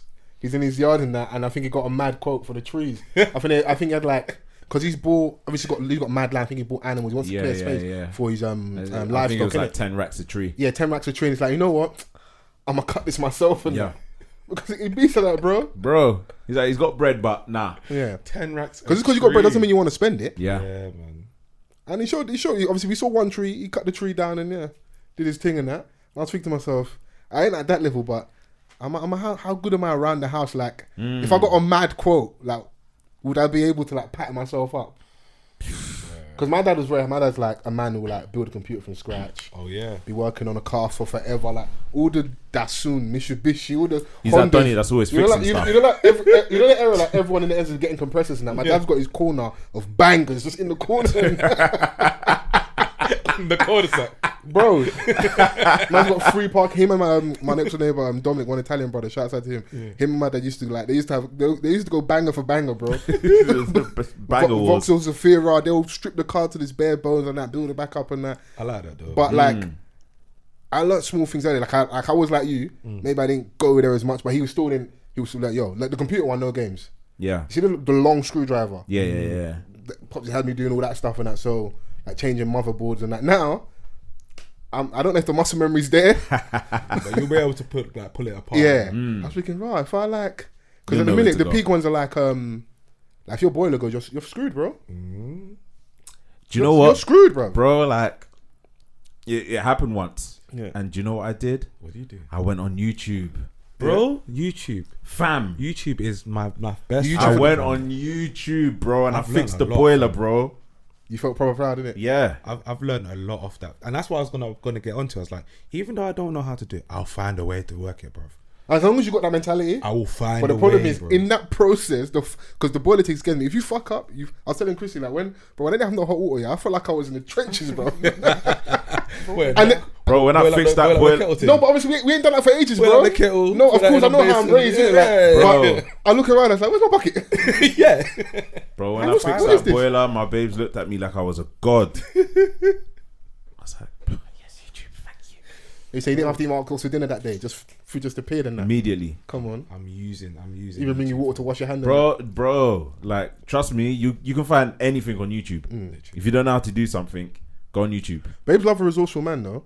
Because we're all this podcasting, all this trying to do dripping at fam. Go on, can you build, bro? Yeah, build. Don't want to be the one to say it. Can you put up an island in the kitchen? Come on, and you know they love an island, bro. They love an island, Can you bro. put the spotlights in the ceiling and that? Mad. Can you rewire a plug? These things here. Man's in the kitchen catching fire, trying to do electrics. I can cook though, like this, like that's all right. The cooking, isn't it? Like, No, you're cool, man. Yeah. International Speak about it, business, King. you fine, man. Man's throwing it out there. You see them dons there, like, yeah, man can cook, you know. But you know, it is, if we all play our role, we were talking earlier about like Yeah. Kojey and that, it always comes full circle. But if you're doing all of that, I'm sure you can do. You can meet a woman, I meet you halfway and be like, I can take care of this, innit? Yeah. as in like, The cooking and stuff. Oh, yeah, If you're, yeah, bro, yeah. if you're doing spotlights, Yeah, if you're yeah. doing islands, Yeah. if I'm building your fucking, you know, like the vanity mirror in your room, and Yeah, if I'm yeah. doing a shed at the back, come on, man, what's jollof rice, bro? What the fuck is going on, bruv? are we doing this today? Are we really doing this today? Bro, look at all the things I named, bro. Chrissy, be honest. Don't read from the hymn sheet right now. Don't do agenda. I don't know if I've all the things I reeled off, yeah. If you're doing all those things, yeah. What's a plate of Yeah, rice? it's fine. I love to cook, so. See, there we go, man. Oh, yeah. That's a fair trade. Millennium woman right there. No, I didn't say all that. Oh, you know I put the extra I'm sauce still not in it. taking the bit Yeah. out. Not saying you shouldn't cook in that, but like, Nah, I hear it though. But it's always the dons that cook, like that tweet that they can cook every 5 minutes. everybody's doing calling card, bro. And Everyone I'm knows like, a bro, USP, man, bro. man. No, bro, listen, like when I was young, 10 years old, I had to do the Sunday dinner, innit? And my ma said, look, like, I'm teaching you this so that you don't have to rely on no woman when you're old. But you're Caribbean, innit? So I've heard that all the time. It's like, don't go out there you and lot got shame me. good, yeah, you lot got good PR in the streets. You're When Yeah, it the comes rumor to is that cook- when it comes to you cook- even cook better than the cooking. women. Some of you lot. That's the PR out there, Yeah. apparently. So, Man gave you the humble nod. yeah. Yeah. You're saying just stupid. Man knows his way around the kitchen, innit? That's good, man. Proper. Everyone's got to be self-sufficient, innit? So, I've met girls that are cold with the DIY thing as well. So, This is the thing. Yeah. because the thing with us here is Makers, bro. they've got an amazing attention to detail. Our thing is just brawn. Fling it So on like we know how to lift stuff, innit? Yeah. But when it comes to like making sure gotta things are be- precise, Yeah. measurements, don't play with them, bro. Yeah. They're on point, bruv. Yeah, Come on, Popsy had to drink and say, listen, go and get a cup of water and did the eye test for the house and that. That's experience, years of experience, bro. Yeah, absolutely, man. Like that's something that like man had to use maybe first or as an alternative. Do you know what it is? You're taking on things before. I think some of it may be laziness or I don't know, but I think some of it also is the push away from or looking at certain jobs less than. I think that's part of the reason some of us don't have those skills as well. Yeah. Because you'll find in certain communities they have a tradition of certain industries, certain jobs because there was a necessity when they came here, and it was just the kind of done thing. I know it's like I don't know how true to everyone's history is, but you find like a lot of Africans will say, or even Nigerians, I want my son to be a doctor, a lawyer, and it's actually enough. Those are fantastic professions if you can get in and do your thing. But there's also nothing wrong with being good with your hands. People say like you have a trade, you have a job for life, essentially, innit? I agree with that. And Yeah, it's clearly been absolutely. shown that like this housing thing isn't gonna like stop. You're always gonna need a plumber, like an those- electrician, a carpenter. Essential life skills, like in a sense. Do you know what I'm Yeah. saying? Like, you know, I came up with my dad of the same ilk that, you know, would do all of these things. Like they just knew how to do it. Yeah. Do you know what I mean? Like it was like that was what dad looked like to me. Do you know what I'm saying? Yeah, that's what at man the would look time. like to you, innit? Yeah, you know, like the fixer. Yeah. But how everyone's talking like is like it's a lost thing nowadays because everyone is so digital. Yeah. No, that's true, man. I think it's the digital and it's technology kind of kills some people's like. Are you saying tech dons are lazy? Yeah. I didn't say all that, bro. But those are your dons, IT I dons. know. Man's taking shots at himself. That's what they be saying, bro. I think it's a combination of that, like attitudes towards certain things. Listen, I get it. Like having bread kind of saves you the time, innit? So there'll be people that they're not gonna do that because they've got the bread to pay for it. It's cool, innit? This is true. So that I'm not mad at that. I understand that as well. But like I said, life's good, bro. God forbid if Armageddon happens, what are you gonna do, bro? There'll be certain things like, oh boy, can you start a fire, bro? Because if we're out in the wilderness, you can't get your iPhone. That battery's dead, bro. Yeah. I don't know. I know I'm gonna survive. I just can't tell you how. I know I'll survive. But I hope it's not you. But I know the man that are gonna survive. They're on a scumbag thing. They're gonna follow the dons that can do stuff and rap them. Nah, not on that. And I start a fire. I kill a cow. Bringing me back about PTSD. Yeah. Wait, so just bringing us back to our mad teenage question. years. Yeah, like, do you guys think you can survive a zombie apocalypse? A zombie apocalypse. Like, would you try to like? Would you be like, nah, fuck it, like, just kill me now, innit? Or would you try to survive? I'm going out banging. I'm going out banging. We have to try and survive. Absolutely, I'm going out banging. We have to try. Now and you survive. can't go out banging, bro. You need to have a strategy. What strategy? But if there's 10 zombies coming towards you, bro. Yeah, but like, bro, but what's going on? But at some point, like, you're gonna run out of ammo, nah? Yeah, that's when I go out banging, bro. Why are you shooting them? They're dead. In a blaze of glory. You're like, Chrissy had a question. so obviously, like, I'm not listening. Chrissy had a question for you. like, you lot are picture it. That took me by surprise. I was like, wait. You lot are Well, you're not seeing the picturing movies where they still. I'm still gonna Nah, shoot but them. you lot are picturing If it 10 as, zombies are like, coming towards me, I'm just gonna let them bite me. I'm still gonna shoot, bro. No, but you're picturing like that, just that particular moment where Are you talking they're like coming lockdown at where you, like it was like but it's like you're in a Right, give us a scenario. in Go a on, town, go on, yeah, where like Right. it's zombified. yeah, they're about in it. Yeah. So you have to like just literally survive, navigate. Maneuver and stuff. Oh yeah, I think that. Oh, Vans, come on, man. I don't have to walk front line. I know the back streets, bro. I know the back roads. Come on, man.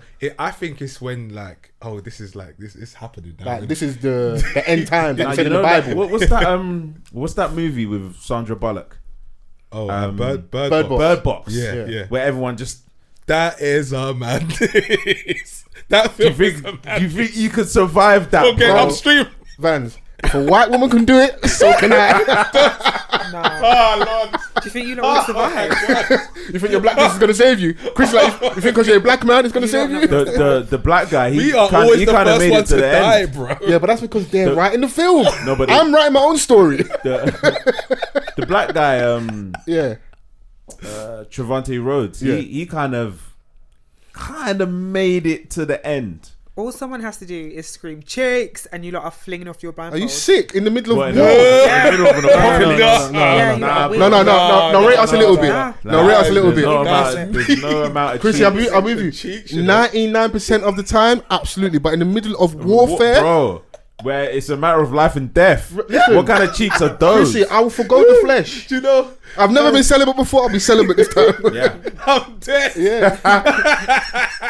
Because all I've been thinking about in this time is like the story of Samson and Delilah. Right? I remember I'm growing my hair as well. So you're sick. My strength.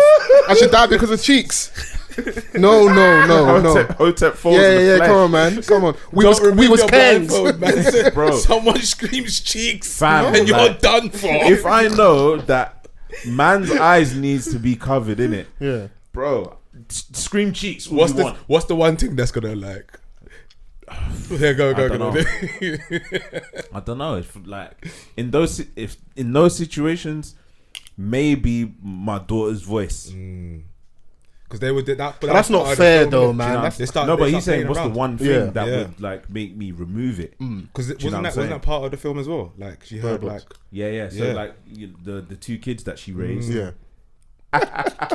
Now, honestly, like trust me, like you know, when you're on a commute, yeah, you start noticing different things, innit? Like, Of course. and you've got your routine, so you start nitpicking at certain things. yeah. As you said, London's a far city, innit? We get vexed when it's 4 minutes for a tube. We're spoilt, Too bro. much. You No, know? we're spoilt, bro. It's ridiculous, bro. But bro, like that one tube, yeah, that extra 2 minutes can make a big difference. That's different to you being on time and you being half an hour late. Literally. It's crazy. so true. It's crazy. Horrible. It is crazy. Sometimes I have to ask people. I've actually had to ask people before. Do you want to climb on my head? If I haven't disembarked, how are you going to get on? Disembark. Let How you that gonna one get down. Like, stand on my head. I just Yeah. stand there in the doorway. It is mad to think like how we used to live. Like it was very normal for us to go into the office every day, making that commute, fighting each other on the tube, people having no regard for your personal space. None. You know, like, because everyone's trying, because in that moment, we only see each other. You just see an individual, innit? I need to get to work because I got my bills to pay. And right now, if you barge in front of me, basically what you're saying is fuck my kids. Like, in our head, we take it to the end, to the extreme. Bro. What you're saying is fuck my mortgage, fuck my mum.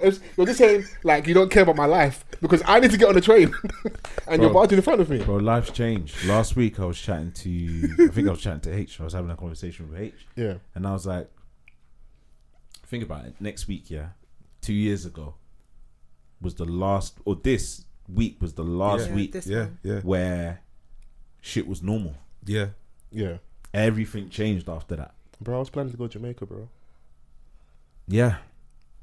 I'm really sorry. Life was put on pause. Sorry to that man.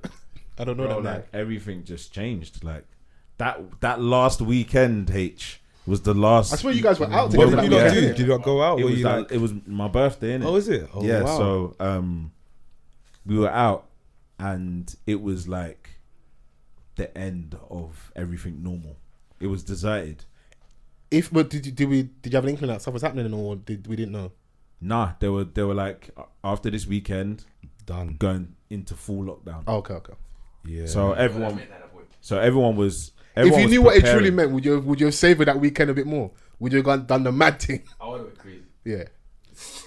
Considering how you live now, went for drinks, bro, and in a place where it's usually busy, it was empty. Yeah. To the point where Donnie was like, "Yeah, we're closing early." Wow. Jesus. Surreal, innit? Yeah. Surreal. I remember that first. If he had forced that, he would have closed late, to be honest.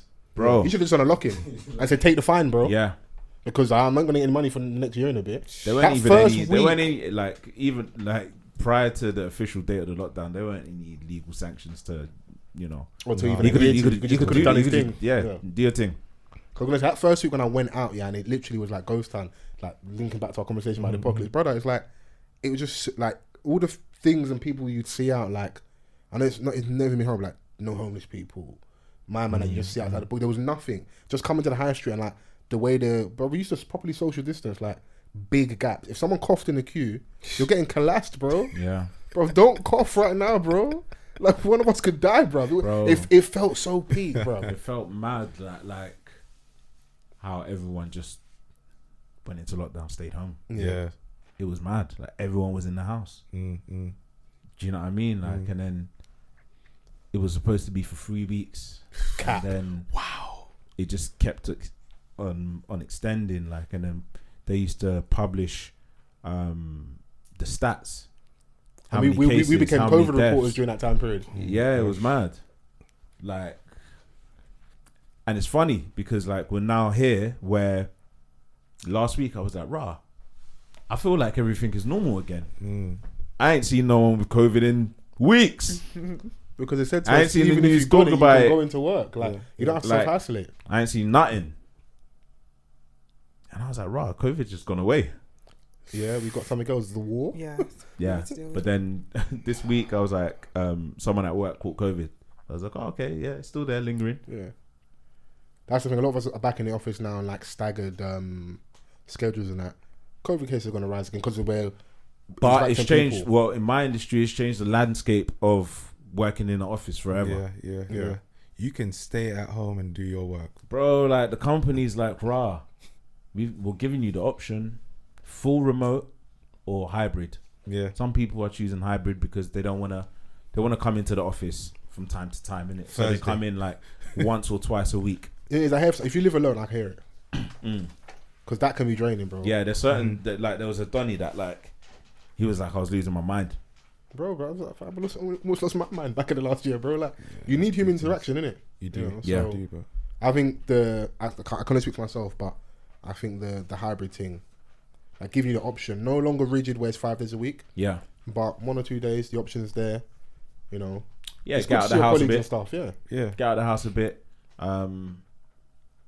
You know, like you said, a bit of, like, you know, human face-to-face interaction because we're used to seeing people over a screen now. For all those things I took for granted, how was your weekend? I used to be, why the fuck you ask me the same question every week? Please, how was my weekend? I've got stuff to say, bro. Everything is virtual now, bro. Like, my daughter's parents' evening was today on Zoom. How'd it go? Wow. Excellent. Smashed it, yeah. Yeah. Oh, man. Shouts to her, man. Come on. Congrats. Because she got you this weekend. I see you tweeting. What was it? What was she? Yeah, bro. Like we were driving, yeah. Across Westminster Bridge, innit? Yeah. It's like, oh, London Eye, blah blah blah. Like, yeah, take me there, please. And I'm like, yeah. Next time you get Star of the Week, bro. Like, What are you saying? By Wednesday that week, she already got it. it's actually new. She said, "Ye of little faith." She agreed. She was like, okay.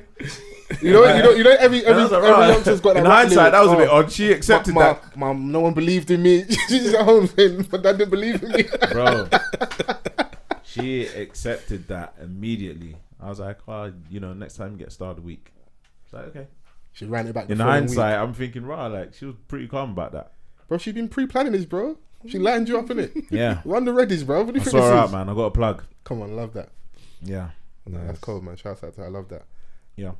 Fatherhood suits you, man. It's good, man. I like that, man. So Yeah, man. When's Father's Day? Is that soon? there's no such thing, bro. We'll count as Mother's Day, bro. Ain't it June? Yeah, that's Mother's Day's around the corner as well, isn't it? Yeah, it's around the corner. Sunday. No, not this Sunday. Third Sunday. Don't do that to me, bro. Third Sunday Are of you March. sick? Everyone in the room was like, huh? Third Sunday of March, no? Brother, Interflora. I think it's on the 20 something. It's on the 20 something. Yeah, third Sunday. Okay, Yeah. cool. So, you guys, yeah, you're good. Here's your warning, brothers. Yeah, you've been pre-warned, innit? Sort out your things. Line innit? up the flowers there. Yeah, man. If you miss today, then you can always hit me. Is that acceptable though? Like, right, I couldn't get it for you today, but tomorrow. What, Mumsy? Nah, that can't Make run. sure you phone Mumsy today, though. That can't run still. Yeah, you can't. Wait, how can you air Mumsy on Mother's Day? Oh no, like I don't know how something Women's raised, Day. but that's crazy, bro. You better pick up, even when you're busy. But the other day, my mum was ringing me for my sister. Yeah. The way she was ringing me, I was just laughing. Like, look at you. Look how life's come full circle. Because she couldn't get hold of my sister. She rang me. I was like, if she missed your call, what makes you think she's gonna pick up mine? Bro, one time I called my mummy and she she didn't answer. And then hours later, she was vexed at me because I didn't call back. I was like, but you're supposed to return the call. You saw the missed call. In a sick She's way. like, no, you're supposed to try again. And I was like, huh? No, in a sick way, I hear it. She's testing your resolve and that. Well, you think you can ring me once and that's it? Fam, call me back, What man. kind of You behaviour sick. is that? No, call me back, man. Show me you care. You should have tried more times. So I was like, really? Yeah. I thought we only call people once. Because you were expecting the etiquette of like, this is not your brother, this is your mum, bro. Like, Yeah. you think this is the man that we can like, nah, you just call. No, you gotta keep ringing, bro. Because if that was you, and my mum does it all the time, and the phone will just stop, and I'm going back to call her, and she called again, and I pick up. So I was calling you. I was getting back to you, like. Just about to Yeah, but call it's you. calm though. Yeah. Like I called you the other day. You didn't call me back. What was that? Same, actually. Yeah, it's like you don't answer. You didn't call me back. Wait. Cap, because I called you, you returned my call. You missed my call first. Yeah, I know. Yeah. You called me. Yeah. And I missed it. Yeah. So I returned the call. I was in the eye of a storm, bro. I was recovering from my fucking high, bro. What, you sick?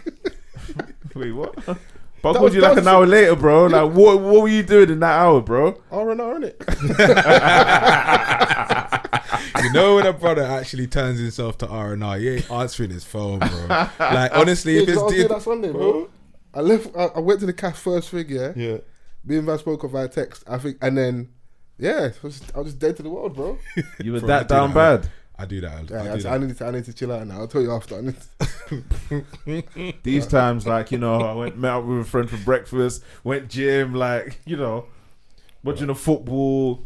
If I decide that I'm not picking up my phone, I'm not picking up my phone, bro. Yeah, it wasn't even a constitution. I was out of it, bro. So, but I'm here now, innit? You missed me, innit? I'm You here, went man. too hard. I'll phone you the day after. That's brazy, bro.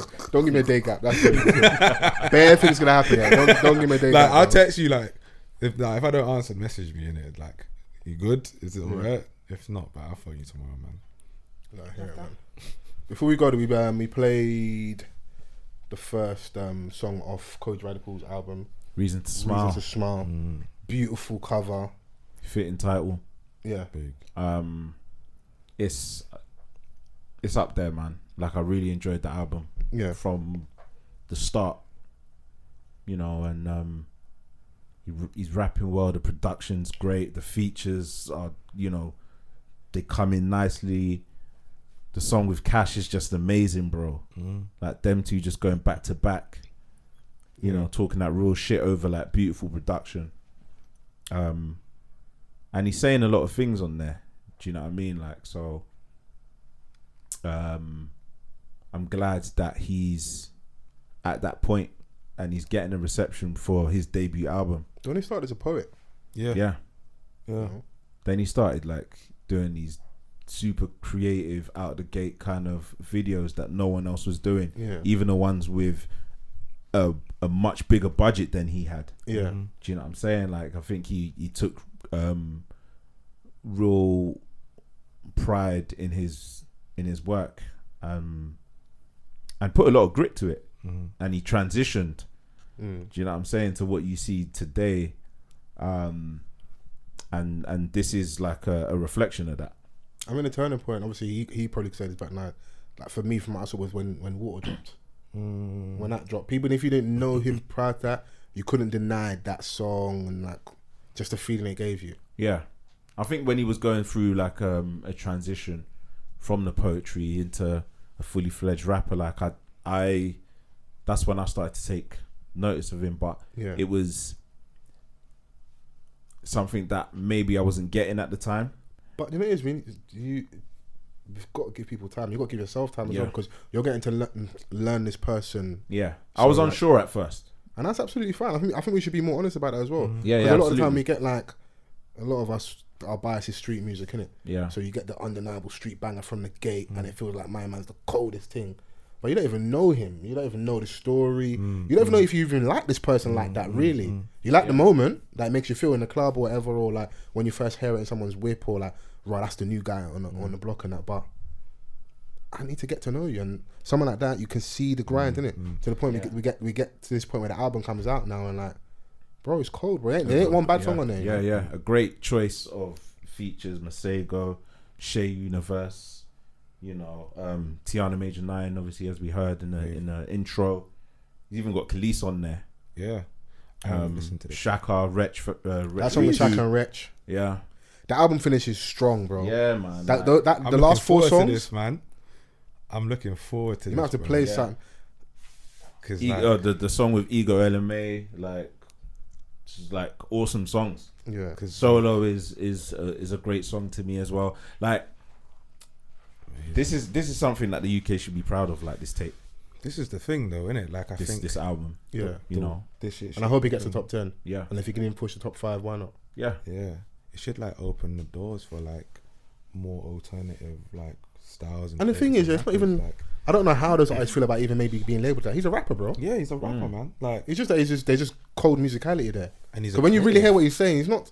The lyrical content isn't far off of what we hear from a lot of other people. Just maybe because his presentation, you don't expect to hear it from him or maybe believe it. But there's street tales in there.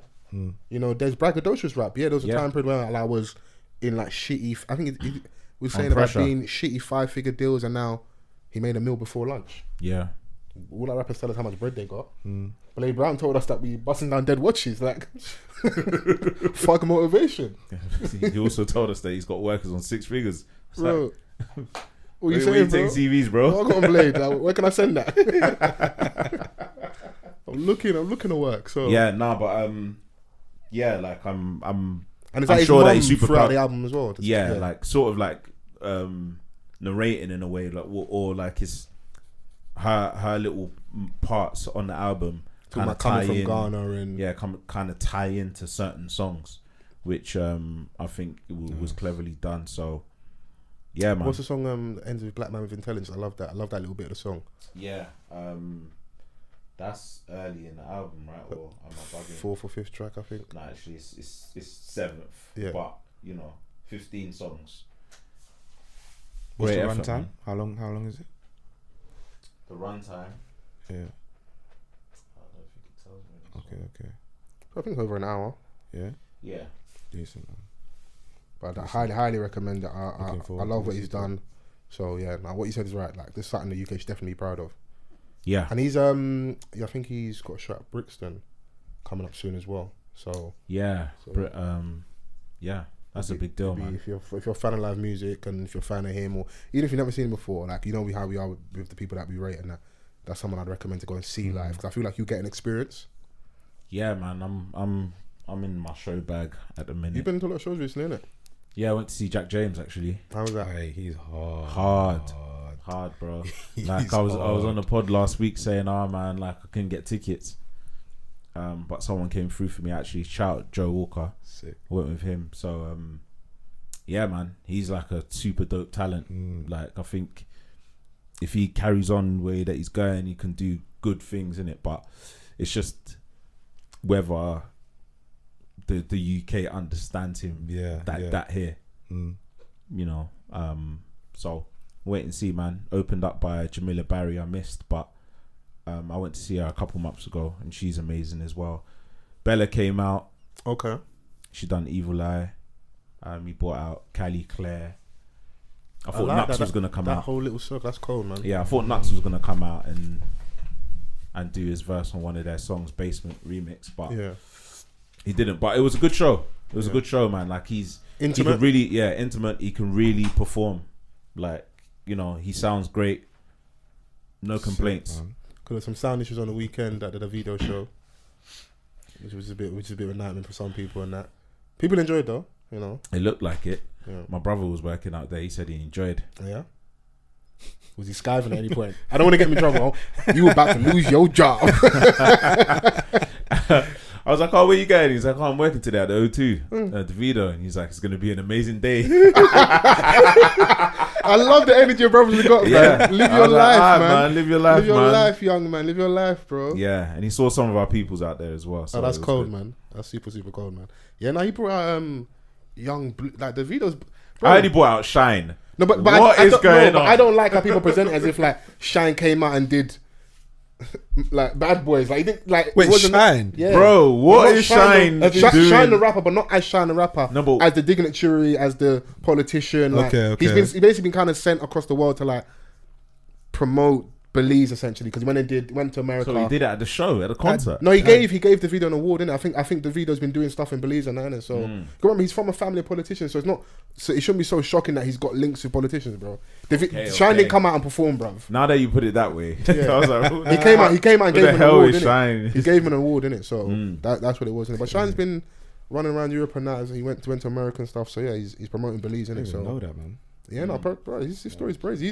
I know His dad was the prime minister at one point, I think, now, or like a senior Really? politician. Yeah, That's yeah. So jeez, man. super, super crazy. But yeah, no, there's bits of the show that look crazy. The other bits are like Young Blue's sound was off.